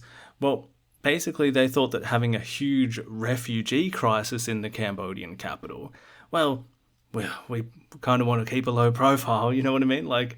If they had acknowledged how big that crisis was, that wouldn't be in keeping with keeping a low profile. But that didn't mean that they were going to fix the problem. It meant that acknowledging the problem wouldn't be good for that low profile. In fact, Washington had a formal policy of discouraging embassy officials from even admitting a refugee problem existed. So, the crisis doesn't get acknowledged as such because it would have invited more congressional hostility to Nixon's policy in Indochina. They kind of wanted a curtain up while they did whatever they needed to do to just get out of Vietnam. Don't look behind the curtain, we're fixing it, everything's fine here. So the embassy did nothing, said nothing, and when journalists or congressional investigators asked about it, Ambassador Swank and his superiors replied that the Cambodians hadn't requested officially for any help, basically saying there mustn't be a problem because the Cambodians haven't asked us for help for it. Conveniently, this left out that the embassy had made clear that such requests would not be granted anyway.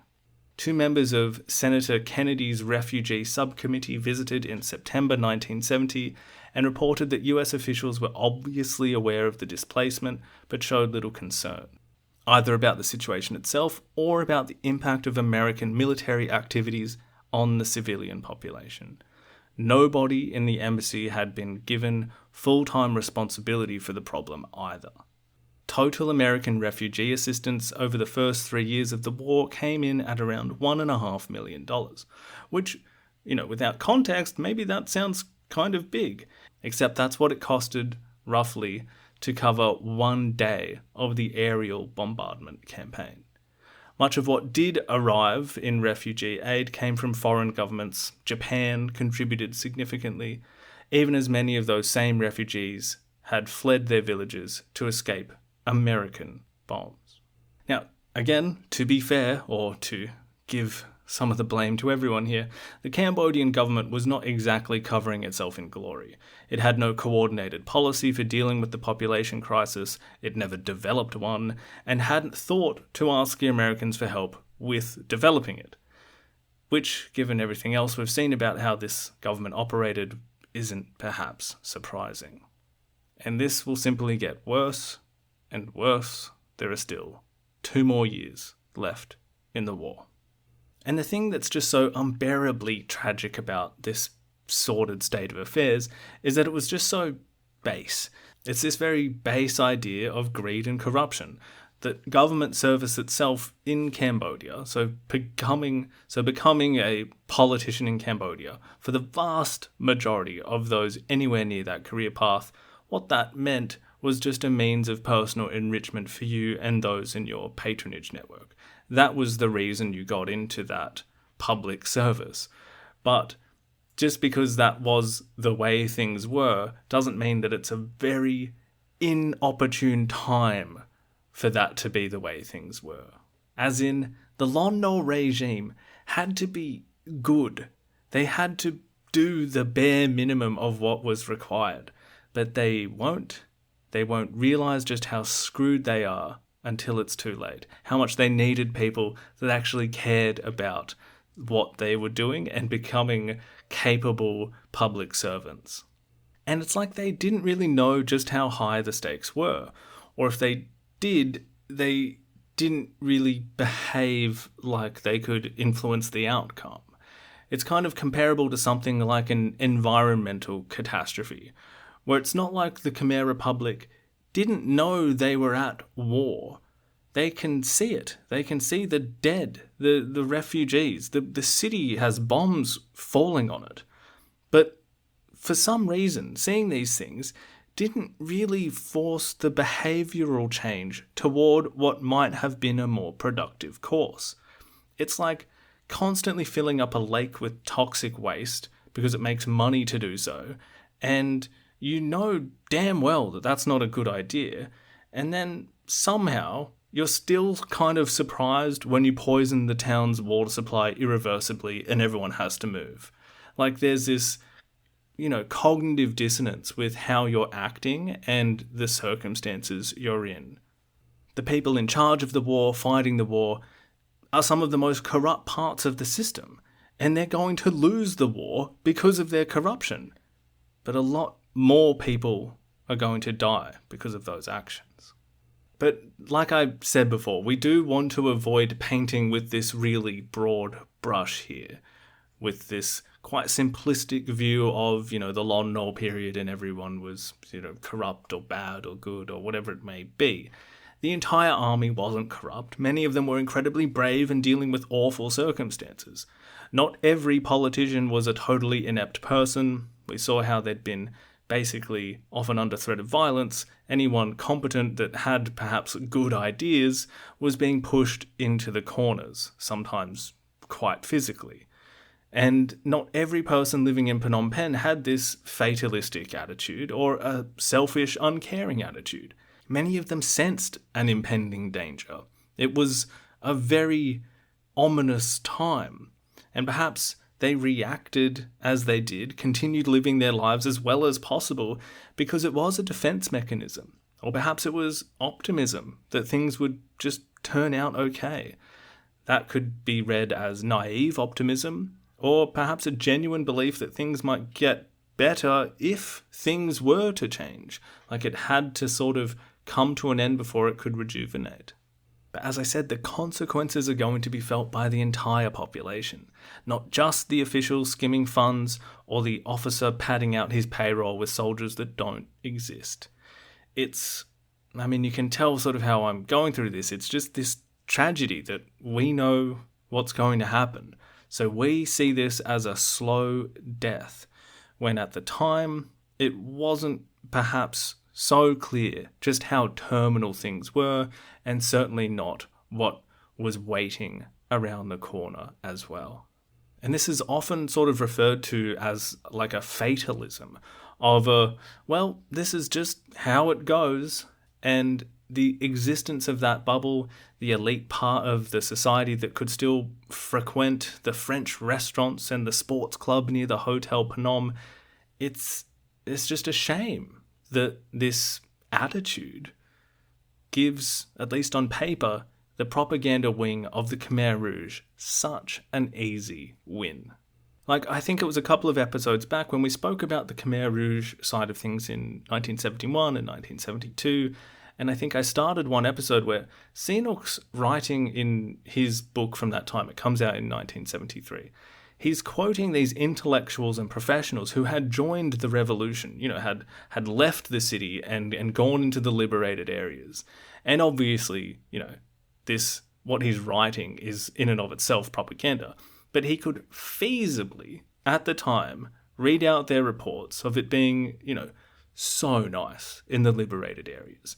Everyone's happy, there's no corruption, we're living lives that serve our country, while those elites, those fat cats back in Phnom Penh, are eating foie gras and watching the American bombs rain down on the good people of the rural areas. Now, I'm paraphrasing what that message actually said, but that was essentially it, and that's a really solid look for your propaganda. Those guys in the city are corrupt and bad, American, imperialist, puppets, and the airplanes are coming in, they're killing your family, and they're sipping champagne, and we're out here, we're doing the right thing for Cambodia, we're flying the flag for our people, and we're, this pure good thing. Setting it out like that is going to fool a lot of people, but as any good propaganda it's based on kernels of truth. And just on sort of the culture of this, David Chandler, who I would trust immensely on this kind of topic, he puts his finger on something deeper than it just being simple greed. It's almost this systemic thing. He says, years of isolation, patronage, and a hermetic political culture had produced leaders who thought almost entirely in terms of individuals, families, and feuds, rather than institutions, strategies, or the idea of a country worth saving. Government service had become virtually synonymous with getting rich, and he gives some examples here. The governor of Kampong Chhnang sold hundreds of tons of petroleum and military equipment to the enemy and didn't even consider himself a traitor for doing so. The general commanding forces in the east did the same thing. The governor of Battambang defended his commercial dealings with enemy forces by pointing out that it was just American money involved. There's this complete disconnect to the reality of what's going on. And it's, as he says, it's kind of ingrained part of aspects of the system of Cambodia. William Harbin, who we've heard from a couple times in this episode, the chief of the US Embassy's political section, he was blunt about the consequences of all of this. He said American toleration of military corruption led directly to defeat. When Cheng Heng pleaded with Lon Nol to stamp it out, the Marshal's response was characteristic. "Calm down," he said. "The American B-52s are killing 1,000 of our enemies a day. The war will soon be over." And then apparently he would go back to his tactical maps and erase enemy units as soon as he had ordered them bombed, quietly redrawing the picture of the war to match the one in his head. The Field Marshal, the President, having already broken down in tears on at least one occasion when told about the limits that the US were going to be placing on their role in the conflict, was seemingly completely and literally believing that there was some divine force behind his side of the war, and that despite the US clearly not being in this for the long haul, he had assumed they were. And now he's president atop a republic which was witnessing an incredible gap of inequality develop between the haves and have-nots, and that is going to have consequences.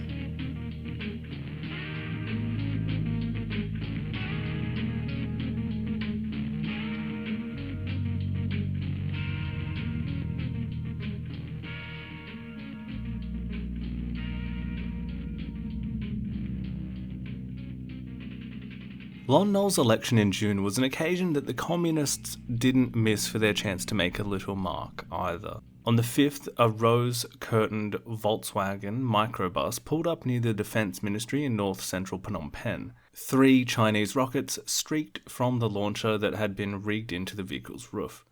2 of the missiles hit the ministry grounds rather harmlessly, while the third missed and tragically arced south over the city and detonated about 200 feet from the presidential palace. 3 young girls were killed. The attackers fled the scene on a motorcycle. If pointless carnage was going to be the subheading of Lon Nol's presidency, it had begun on theme. In early July, Lon Nol's army launched what was probably the most significant government offensive of the year, Operation Sorya, pushing southeast out of Niak Long toward Pre Veng and the highway to Saigon.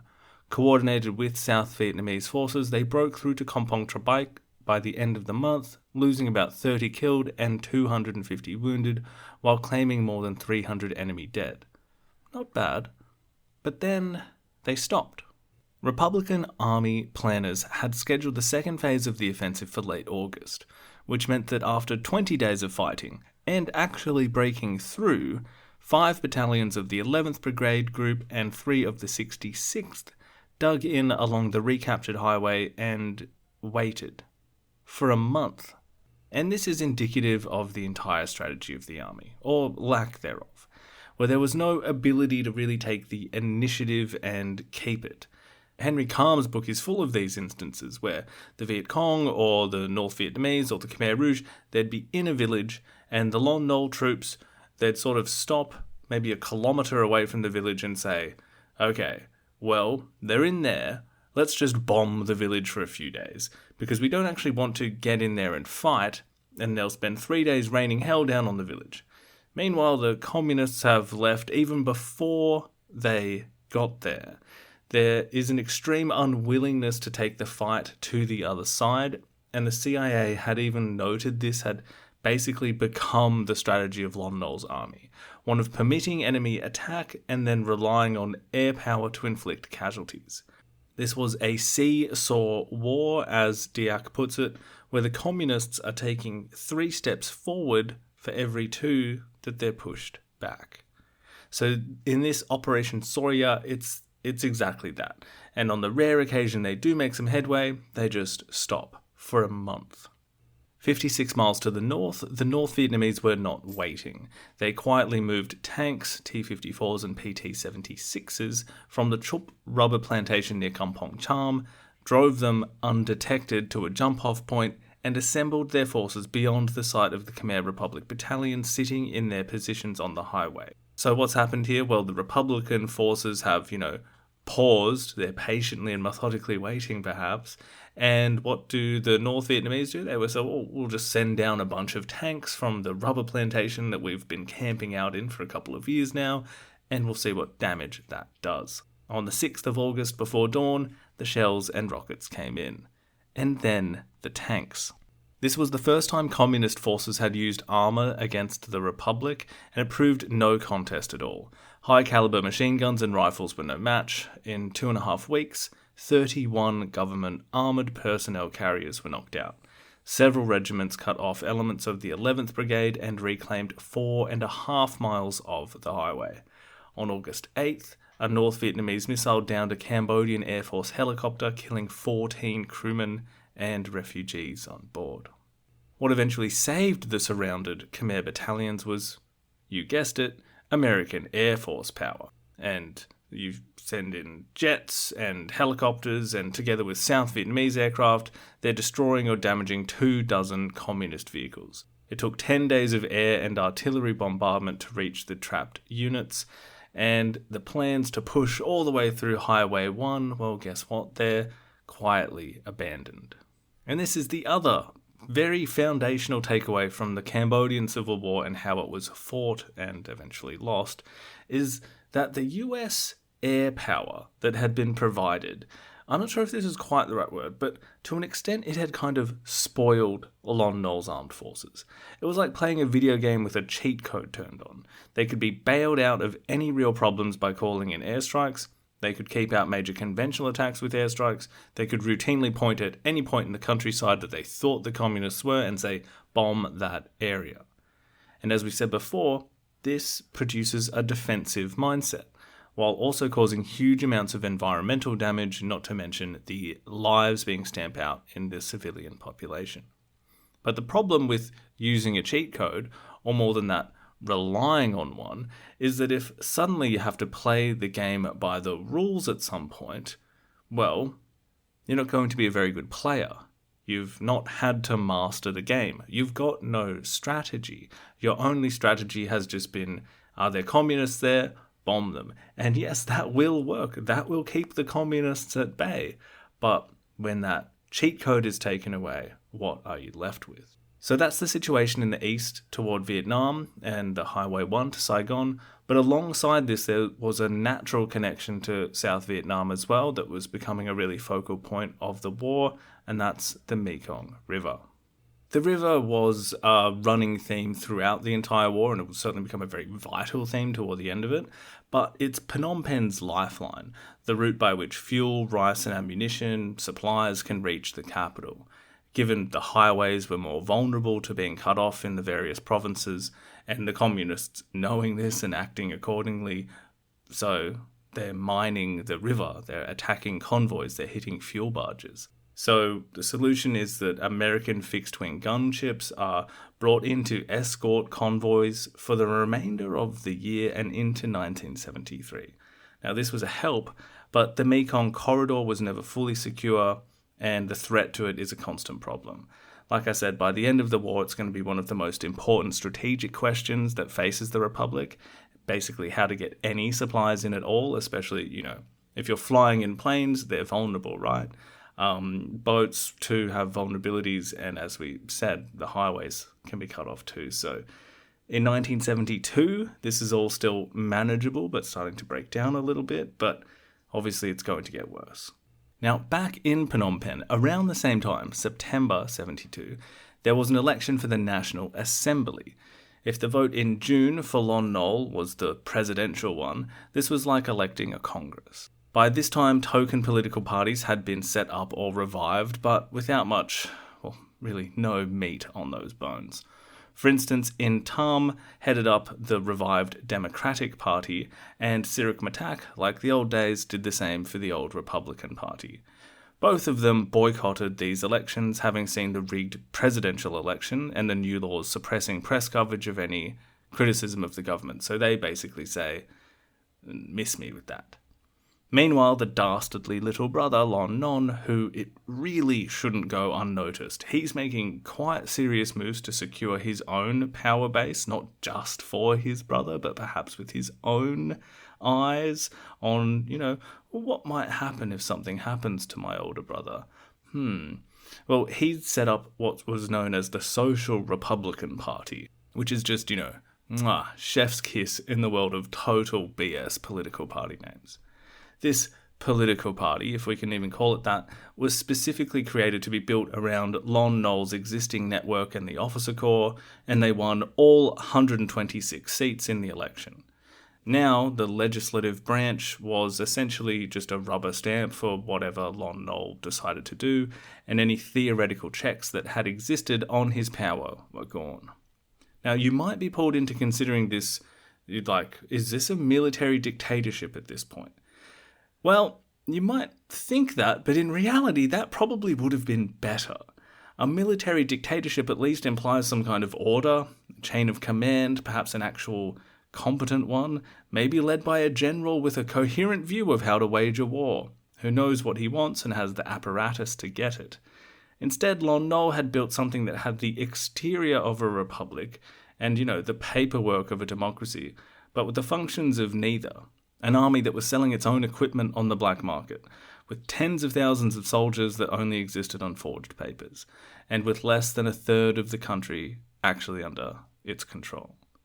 So, they waste a bunch of time with this charade of an election and setting up these political parties just for the sake of looking like there is a democratic process going on. Even though, surprise, surprise, 99% of the vote comes in for Lon Non's socio-republican party.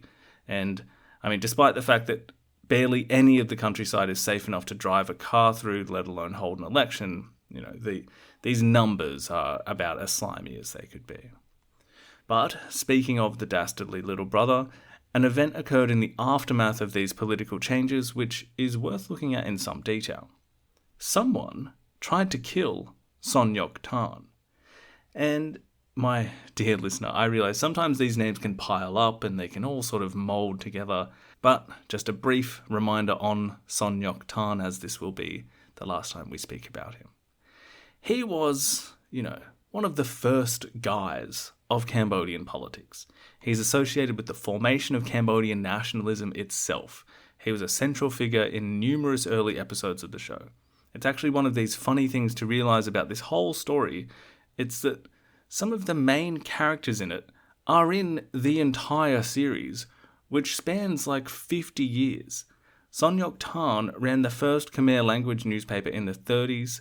He was a voice in the anti-French movement. He collaborated with the Japanese. He went into exile in Japan. He was even installed as prime minister in that very brief period where the French were kind of defeated and then reinstalled after the Second World War. He was then sent to prison in France, all the while becoming a hero to a whole generation of Cambodian students, nationalists, and would-be politicians. He met with those students finding their own political views in France in the 50s, many of whom ended up leading the Khmer Rouge. He was at constant odds with Sihanouk. The prince viewed him as a threat to his own power, which he was, and eventually invited him back to Cambodia with a pardon only when he thought it might help his cause. To which Tan almost immediately turned his back on him, threw his lot in with the Isaraks, eventually creating his own kind of independent group, the Khmer Sarai. Even after Cambodia was free from the French, Tan maintained this bothersome stance against Sihanouk in the borderlands with Thailand or South Vietnam. He was a real pain in the arse for the prince, perhaps an unnecessary distraction for Sihanouk over decades, until maybe playing a role in Sihanouk being overthrown. He must have thought that he would have had a genuine chance to finally shape the country he had spent his life, trying to achieve, but instead he had been handed a series of increasingly powerless positions. But he had aura, and Lon Non, I think in particular, saw this. Perhaps he had caught wind of the rumours that Son Ngoc Tan could have mounted a coup against his older brother, or worried if something like, another stroke happened, would Son Ngoc Tan assume power that the dastardly little brother wanted for himself. So, on an early morning in October, on the northern side of the royal palace in Phnom Penh, if you're familiar with that area, that even if you've probably only visited the country, you've probably walked through this area, you have the yellow walls of the palace running north-south facing the river. Then on the northern corner of that, the northern side of that palace enclosure, you have the King's Park, this large gated area, and separating the two is a road going east-west. A lovely road, by the way, usually not very much traffic, nice big trees with plenty of shade, and that leads to a spot only a couple of 100 meters away, and you can see the National Museum right there. So all in this little area just north of the Royal Palace. Well, essentially driving up that very same road on a morning in October 1972 was Son Ngoc Tan's motorcade. And parked on the northern palace wall on the curb of the street was a car with 2 American Claymore mines inside. Now, running from that vehicle to a battery-operated trigger for the mines was a wire with assassins standing over it near where the National Museum is. As the motorcade drove by, they pulled the trigger. Boom. One of the mines explodes, sending pellets out into the yellow painted wall of the palace. But the other one doesn't detonate. The motorcade itself isn't damaged. Son Ngoc Tan isn't hurt. although Jack notes that 4 of his escorting soldiers were a little worse for wear as their jeep careened off the road and into a tree as a result of the panic from the blast. Now, surely you're thinking, those darn communists, they're at it again with their random acts of terrorism affecting Phnom Penh, their grenade attacks, their mortar rockets. They must have been responsible. Well, those in the city, word on the street kind of thing, they're thinking, usually when the communists do something like this, it actually works. They don't screw up so badly. Also, American claymore mines? That's interesting. These were rumours, and they were actually believed by Son Ngoc Tan himself, although he only suggested that it was someone else, rather than the communists, that was responsible. And the subtext was quite clear there. He was pointing the finger at Lon Non. Notably, one of the 2 people eventually arrested in connection to the attempt was a Cambodian military civilian employee, one of the government's own. So, as I was kind of influencing you ahead of time there, Lon Non is really, in my opinion, the undersold bad guy of this whole period. And we're going to be following him quite closely as the story continues, but I mean, the big picture is just, this is where the Republic has got to, where you've given power to people and a family willing to assassinate political opponents within their own side of the war, while you're at war. And as it will turn out, this was a pretty needless assassination attempt. Not long after this, Son Ngoc Tan was simply dismissed from his figurehead position anyway. It's another sad footnote in this whole thing that, I mean, I'm not a fan of Son Ngoc Tan. He was a product of his time and may have been a bit more trouble than good for Cambodia in the long run, or generally. But his story is almost the definition of going out with a whimper and not a bang. And for such a big figure, this is kind of unexpected. Upon being dismissed, he simply returned to South Vietnam. No Khmer Rouge forces this time, no annoying radio broadcasts that were influencing what was going on in Phnom Penh. No, the Khmer Rouge had been folded into Lon Nol's army years earlier, and he became slightly irrelevant to the political history of Cambodia. He didn't come back. He was in South Vietnam when Saigon falls in 1975, and he was arrested by the communist Vietnamese, and he eventually dies in Chi Hoa prison in the renamed Ho Chi Minh City 2 years later. So, while I don't think it's controversial to call him a nationalist hero, he's put out to pasture, and an almost opposite figure who had almost killed him out of insecurity and his own lust for power, well, this is the kind of person that's rising quickly through the ranks in the Cambodian Republic. And Lon Non would have quite the eventful end of the year. By this point, he held the rank of colonel, having accumulated promotions at a pace bearing little relationship to anything he had actually achieved in the field. His entire military record consisted of one moderately successful operation the previous year, where he cleared out some guerrillas from villages along Route 3. Following communist advances on Highway 1, that's the one again to Saigon, and the capture of a hill called Phnom Penh, apparently the highest ground in the province, about 500 feet above the surrounding rice fields, which is not where you want to let the communists take control of and be able to fire on the surrounding area, things like that.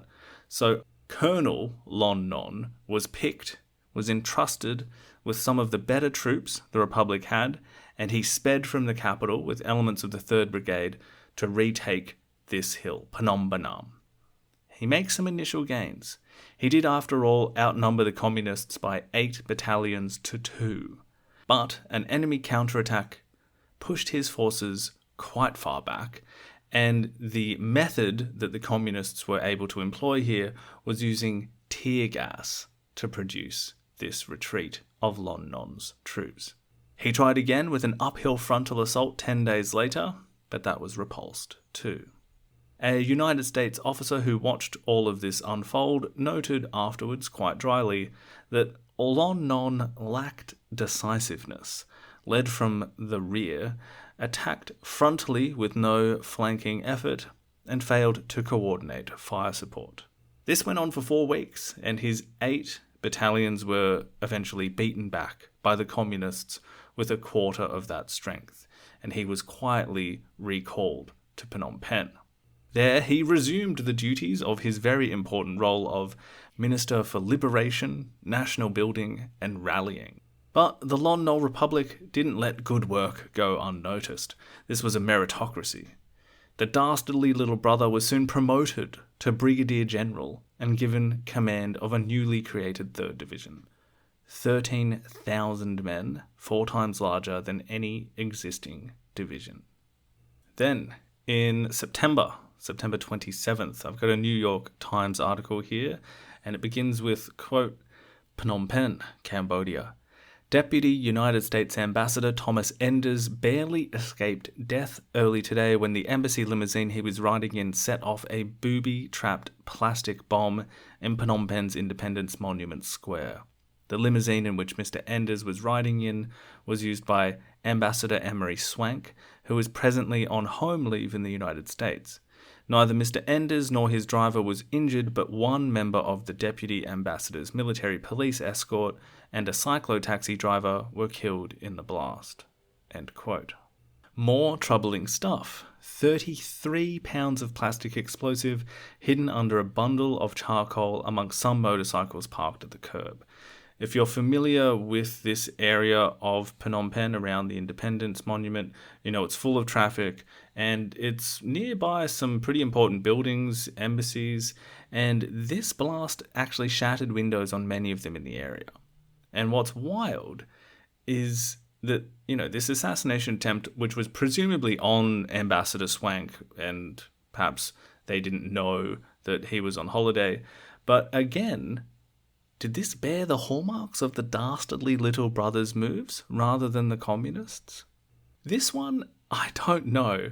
It may just be rumour, but Diak does suggest that the word on the street was that Lon Non was so self-interested and power-hungry that he was cultivating business dealings with the Khmer Rouge and possibly making this act of terrorism a kind of ingratiating move for the other side, sort of hedging his bets. Now, that's pretty wild. If you think about it, would the North Vietnamese communists want to do something as bold as assassinate the US ambassador in Phnom Penh?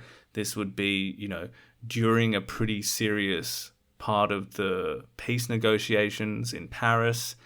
It kind of seems unlikely, but again, these are rumors that Lon Nol has done it, and I'm not 100% sure if I believe them. But what we will find out with, the eventual fall of Phnom Penh and the chaos of that day is that Lon Non is going to play a pretty surprising role that day. One that, if you've seen any of the photos of the fall of Phnom Penh, you're likely to have seen some trucks with the white flags and things like that. And people often assume that's the Khmer Rouge. There's a famous photo of a young man brandishing a gun and yelling. Again, those aren't Khmer Rouge. That was something called the Monatio, and that has something to do with Lon Non. So again, we will keep an eye on the dastardly little brother. But it was against all this chaos and rumour and suggestion that by the end of 1972, there were rumours circulating again that the president himself, Lon Nol, might be the target of an assassination plot. In fact, a US embassy officer happened to raise this question to a Khmer minister, basically saying, "Have you heard the rumours that the communists might be trying to kill Lon Nol?" And the Khmer minister flat out laughed in response. "Are you kidding? The enemy," he said, "would burn alive anyone who touched a hair on the marshal's head. He was their greatest asset." Sihanouk in radio broadcasts from Beijing was saying the same thing. Lon Nol is our best asset. He's doing our work for us. So this is the mood as the Khmer Republic approached the end of 1972. Almost farcical. In early October came Pakom Bon, the festival of the dead, when Cambodians make offerings to honour their ancestors and pray for those who have passed. It also happens to coincide with the second anniversary of the legislation which officially declared Cambodia a republic. A New York Times article by Craig Whitney on October 15th summed things up quite well. Quote, Cambodia has passed her second anniversary as a republic, and there is a general feeling here that even if the Vietnam War were to end quickly, Cambodia would be broken apart and dominated by forces beyond her control. There is also a feeling of resignation and a sense that resistance to inevitable historical forces is futile." End quote. The long article is great. It does a fairly comprehensive diagnosis on the military situation, the political situation, even interviewing In Tam in his modest home with his pet monkey, Uk Uk. Included within the reporting were the events that took place on the 6th of October. The communists, always looking to make their mark on big occasions, like the Buddhist holiday or the anniversary of the Republic, made quite the splash. Earlier, I explained to you the Japanese Friendship Bridge, up in the north of the city, connected to the big roundabout near the French embassy. Many of you would have driven over it at some point, I'm sure, and their first attempt to explode it had made a serious dent, but it had been repaired within a few days. Traffic resumed. This time they probably worked out the physics and numbers in response. 2 companies of North Vietnamese commandos blew up the Japanese-built bridge, this time much more thoroughly. 3 of its 6 sections, those in the middle, were brought down. This was the city's largest road crossing over water. It took a month just for the debris in the water to be cleared, to the extent that ships could pass. But the bridge itself wouldn't be repaired until 1994. That wasn't all, however. Near that roundabout is a large sports oval. It's kind of obscured by some of the larger buildings now, but it's just past the roundabout. Usually it's called the Army Stadium or the Old Stadium, but it was used as an army encampment during the war, and the communist commandos during this bridge attack also commandeered a half-dozen armoured personnel carriers from sleeping Cambodian soldiers. Diak describes 6 hours of fierce combat in the area in the aftermath. 83 Vietnamese slain, 7 captured, 10 nearby houses burned, and the outer wall of the French embassy, which is on the opposite side of the street to the army stadium, was sprayed with bullets. In what resembles something like an army version of a hit-and-run chase, the Lon Nol troops pursued the stolen armoured personnel carriers, eventually destroying 3 and recapturing the others. Overall, they reported losses of 33 dead and 74 wounded. Later that day, despite the wreckage and carnage in the area, a park nearby hosted planned festivities of the Buddhist holiday season, the Festival of the Dead. At the end of the month, October 22nd, Kissinger paid his first visit to Cambodia. We spent the entirety of the last episode exploring the context of the path to the Paris Peace Accords and Cambodia's place within all of that, but it's worth setting the scene for Kissinger's historic first visit to the Republic of Cambodia, where he arrived at Pochentong Airport, was helicoptered immediately to Lon Nol's residence, and he was out of the country all in under 3 hours. Recall that the primary reason for Nixon and Kissinger's pressing for the peace deal to be done by this time was the US election in November, so, a couple of weeks. Kissinger was quite literally rushing around like someone doing their Christmas shopping too late. Laos, South Vietnam, Cambodia, Paris. The communist Vietnamese, as we found out, actually saw the advantages in taking up the Americans' offer of a ceasefire throughout Indochina. Time is on their side. The US ground troops were largely withdrawn, the remaining ones are going to be out when the ceasefire is in effect, and at that point Hanoi could patiently build up its energy, politically, militarily, in order to smash South Vietnam once the US was gone, and would only retaliate with some harsh words. In Cambodia, this meant that the Vietnamese communists would withdraw most of their forces or move them predominantly into the border areas so that they could support actions in Vietnam. We'll get back to the results of all of this in the next episode, but essentially, the Khmer Rouge will not be participating in anything the Paris Peace Accords decide. With Kissinger out of the country as soon as he had arrived, and Nixon achieving victory in the elections not long after, newspapers began discussing the peace that was seemingly promised. A government-run Cambodian magazine from November gets into this in quite detail. This is from New Cambodia. Numerous articles, while sometimes cautiously suggesting things weren't fully over because the North Vietnamese were permitted to stay in their positions gained in the south, well, they're still in a pretty jubilant mood. One of the articles I found has this I mean, we often speak about the unreality of the situation on the ground in Phnom Penh back then, and a lot of this is informed by hindsight, I'm well aware, so nothing against this author in the past that was just trying to be optimistic, but I'll get a few quotes out here and paraphrase a little, and again, this is basically in response to Nixon's election win in the United States, and the idea that the Paris Peace Accords were going to be a done deal. First, the author talks about how, basically, once the communist Vietnamese get out of Cambodia, there's going to be no more problems. That the Khmer Republic is going to be fine, that they will be able to reconcile and unite around everything Khmer and exclude only those who have placed themselves completely on the outside, like Sihanouk. But they go as far as to say that the Khmer Rouge, and it's kind of rare for them to get a name drop, usually this magazine just kind of pretends they don't exist and says the only problem is the Vietnamese. Anyway, it says that even the Khmer Rouge can be salvaged, can be brought back to the right side, because they could form a legal opposition party or participate in the national government in proportion to their representation. Quote, the Khmer Republic, being a democracy with a constitution and all its institutions, has no problem for the future, since elections make it possible for the people to express themselves periodically and in all frankness. End quote. This is amazing stuff.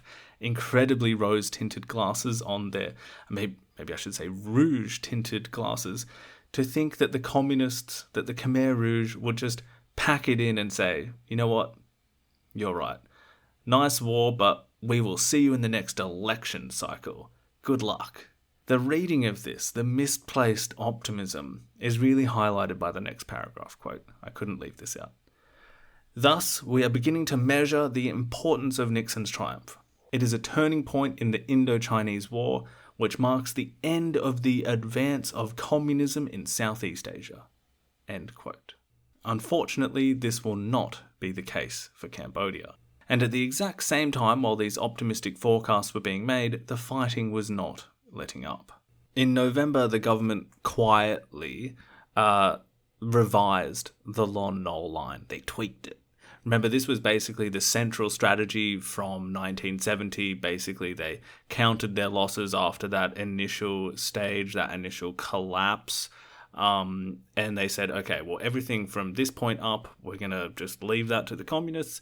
Everything from this point down, and it's basically this diagonal line across the country, we're going to, keep that.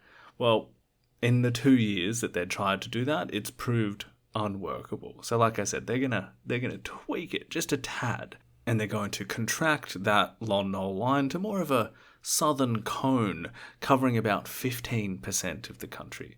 A pivot point just above the old imperial capital of Udong, northwest of Phnom Penh, with lines running southwest to Kampong Som on the coast and southeast to Pre Veng on the Vietnamese border, and, keeping Battambang and other places like that, these provincial capitals under their control, but everything north and east of that implicitly was sort of like, okay, well, maybe we'll get that back one day. That tweak to the Lon Nol line, I didn't see that mentioned in the new Cambodian magazine. And it's just part of this. I mean, it must have been a very tonally, very strange time to live through. Because like I said, you have this state-run magazine putting out the idea of like, don't worry, once the Vietnamese are gone, it's all good. Nixon's ushering in world peace. And in the beautiful world of the Cambodian Republic, the Khmer Rouge will simply lay down their arms and file papers to participate in the next election cycle. The utter brutality of the war up until that point is just not even considered. I mean, in comparison to that kind of messaging, that's astounding. This had become, not just for the Khmer Rouge, but for Lon Nol's army too, basically a war where you don't take prisoners. The Americans were pressing them, saying, not only is it kind of best practice and proper conduct to take prisoners of war, but they are also an invaluable source of information. But the reporting here, and again, we saw the Khmer Rouge doing this at M13, basically having a policy of, if we capture a Lon Nol soldier, we are going to kill them. There are famous photographs that some of you may have had the unfortunate experience of seeing that depict smiling Lon Nol soldiers carrying, and they're often very young, holding severed human heads, either Khmer Rouge, Viet Cong, or NVA. The New Cambodia magazine was not shy of publishing photos of severe gore and violence that had befallen the enemy. And think back to when Sihanouk was still in charge and the theatres were showing executions by firing squad of traitors to the nation as well. This is the kind of violence that is part of this war, and thinking that it's just going to magically go away is magical thinking. But we must culturally sort of tread kind of carefully here. And I've mentioned this a few times over various episodes, especially in relation to Lon Nol's mysticism or what David Chandler critiques as a tendency for some Western journalists to kind of focus on what they consider the kind of spooky Khmer customs as this rather big explanatory lever for the violence we see. But there are aspects of this war, and I suppose all wars, where, there are incredibly violent acts committed, and that can pull the focus in this way. But it doesn't take away from the fact that we are looking at photos of smiling soldiers holding severed heads. It's kind of hard to ignore that as well. So the occasional story that relates to certain customs, particularly of eating a fallen opponent's organs, particularly the liver, to gain their strength and sort of show contempt for the enemy that you've dispatched.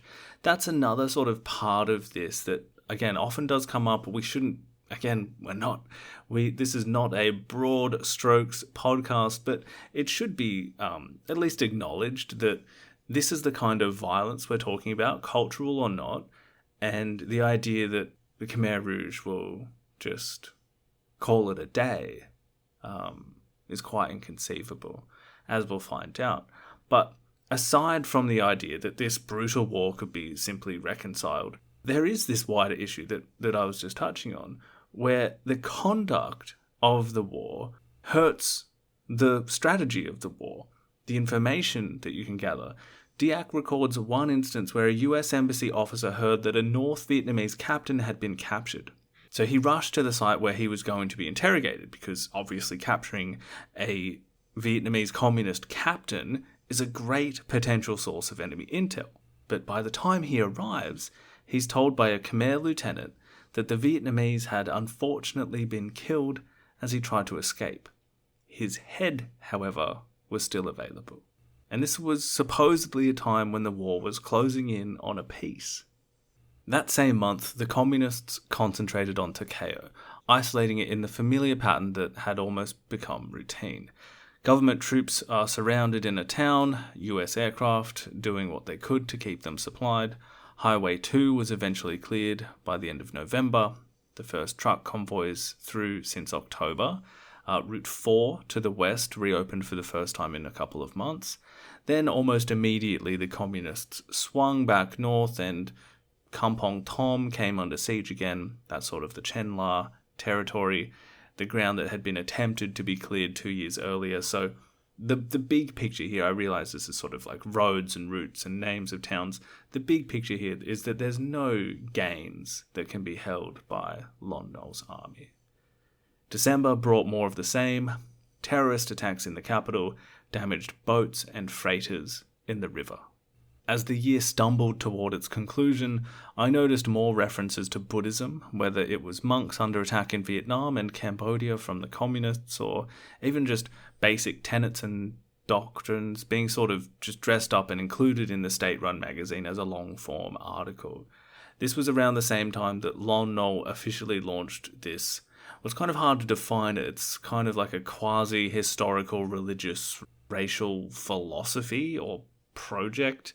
It's called Neo-Khmerism, linked to his strange ideas about the deep ancestral history of the Khmer, which we've touched on before, and it's not really intellectually coherent enough to really give it that much time, aside from saying it's a half-baked racial theory that was somehow supposed to unify the country and cultivate this glorious future. Meanwhile, he's still in frequent consultation with the monk, who claimed to be a reincarnation of Jayavarman VII. Now, I don't think it's being insensitive here to genuinely be questioning the mental astuteness of Lon Nol at this point. After all, the psychiatrist's report by the US Army suggested as much. And this was perhaps captured again in this awful mixture of tragedy and comedy in an official decree from Lon Nol in December, which ordered the arrest of anyone buying live rabbits. Dyack has this in his book. The concern, apparently, in all earnestness, was that enemy agents would tie timed explosives to the animals and send them hopping into army positions. This was 3 years prior to the release of Monty Python's Holy Grail film. And I realise the darkness of this, but again, the tonal whiplash here is just hard to imagine being real. And again, the whole time, you have this supposed arbiter of the conflict funding the whole operation, bringing in guns and bombs by the ton every day. The United States is watching on as this happens. And you can just imagine someone being like, hey, should we do something about this? This seems to be getting out of hand. But they're acting like the customer service representative that has already put in their 2 weeks' notice. They are checked out. Almost everyone in Phnom Penh expected Cambodia to fall to the communists in 1973. The communists control more than half the country. 6 of the 7 highways had been cut for most of the year. The price of rice had risen 500% since 1970. Hundreds of thousands of people were living as refugees in and around a city that had no policy for dealing with them. Perhaps the real achievement of 1972 was simply that the Republic survived it at all.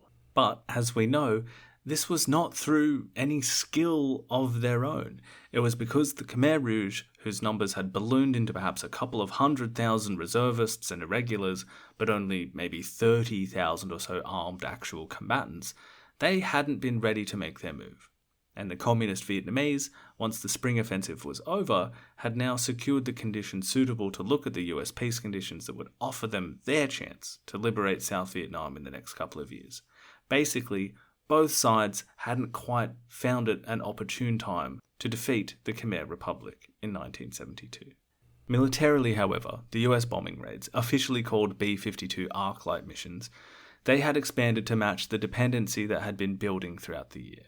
They had been signed off on in huge amounts to carpet bomb areas of the east that the NVA and Viet Cong had been using during the spring offensive, and by May, the Secretary of Defense had given the US commander in Vietnam standing authority to approve future Arclight strikes. The process had become so common that the approval process had to be streamlined to keep up. By November, Ambassador Swank and his deputy Thomas Enders were requesting B-52 sorties along Route 5 west of Phnom Penh. The process had gone from needing to be given approval in Washington, like the decision being made there, then it had been easier to approve it simply from Saigon at the, American Army headquarters in Saigon, and now it was being done from Phnom Penh. It was careless. Again, this is the person with 2 weeks left on the job, and they simply don't care what happens after that. The formal framework kept expanding until US Southeast Asia Command was simply empowered to act whenever strikes were requested by the Cambodian government and validated by the ambassador. A fairly short chain of authority for decisions involving that much ordnance. What it meant in practice was that the bombing had stopped being an emergency measure and had become a permanent feature of the war. And what we'll see in the next episode in particular as the bombing reaches its destructive height and end is that it will be the lifeline that keeps the Republic in this, as I said before, kind of vegetative, corrupt state, while at the same time actually giving even more recruiting power and propaganda fuel for the communists, who will try and win the war in 1973. And there was already legislation being prepared that would bring an end to the bombing, and it will be like this incredibly harmful treatment to attempt to keep a virus or disease at bay for a patient. It will utterly ravage the body, break down the bones, poison the liver, but will keep the person alive. But soon that drip will be ripped out of the patient's arm. On the 27th of January 1973, the Paris Peace Accords were signed. The Americans got their troops out and their prisoners back. The North Vietnamese got to keep their forces in the south. A ceasefire was declared in Vietnam. In Cambodia, Lon Nol desperately and reluctantly agreed to a ceasefire too. The Khmer Rouge refused. They were in a great position, although they would have a lot of fighting to do. The Vietnamese began withdrawing, but by the start of 1973, Cambodia was, as we said at the end of the last episode, the only game in town. And the bombing that had been quietly expanding through 1972 was about to become something that the country had never seen before. And into this chaos, with the Khmer Rouge planning to continue the war, the Red Prince will return to the country for the first time since 1970. And that's next time on In the Shadows of Utopia.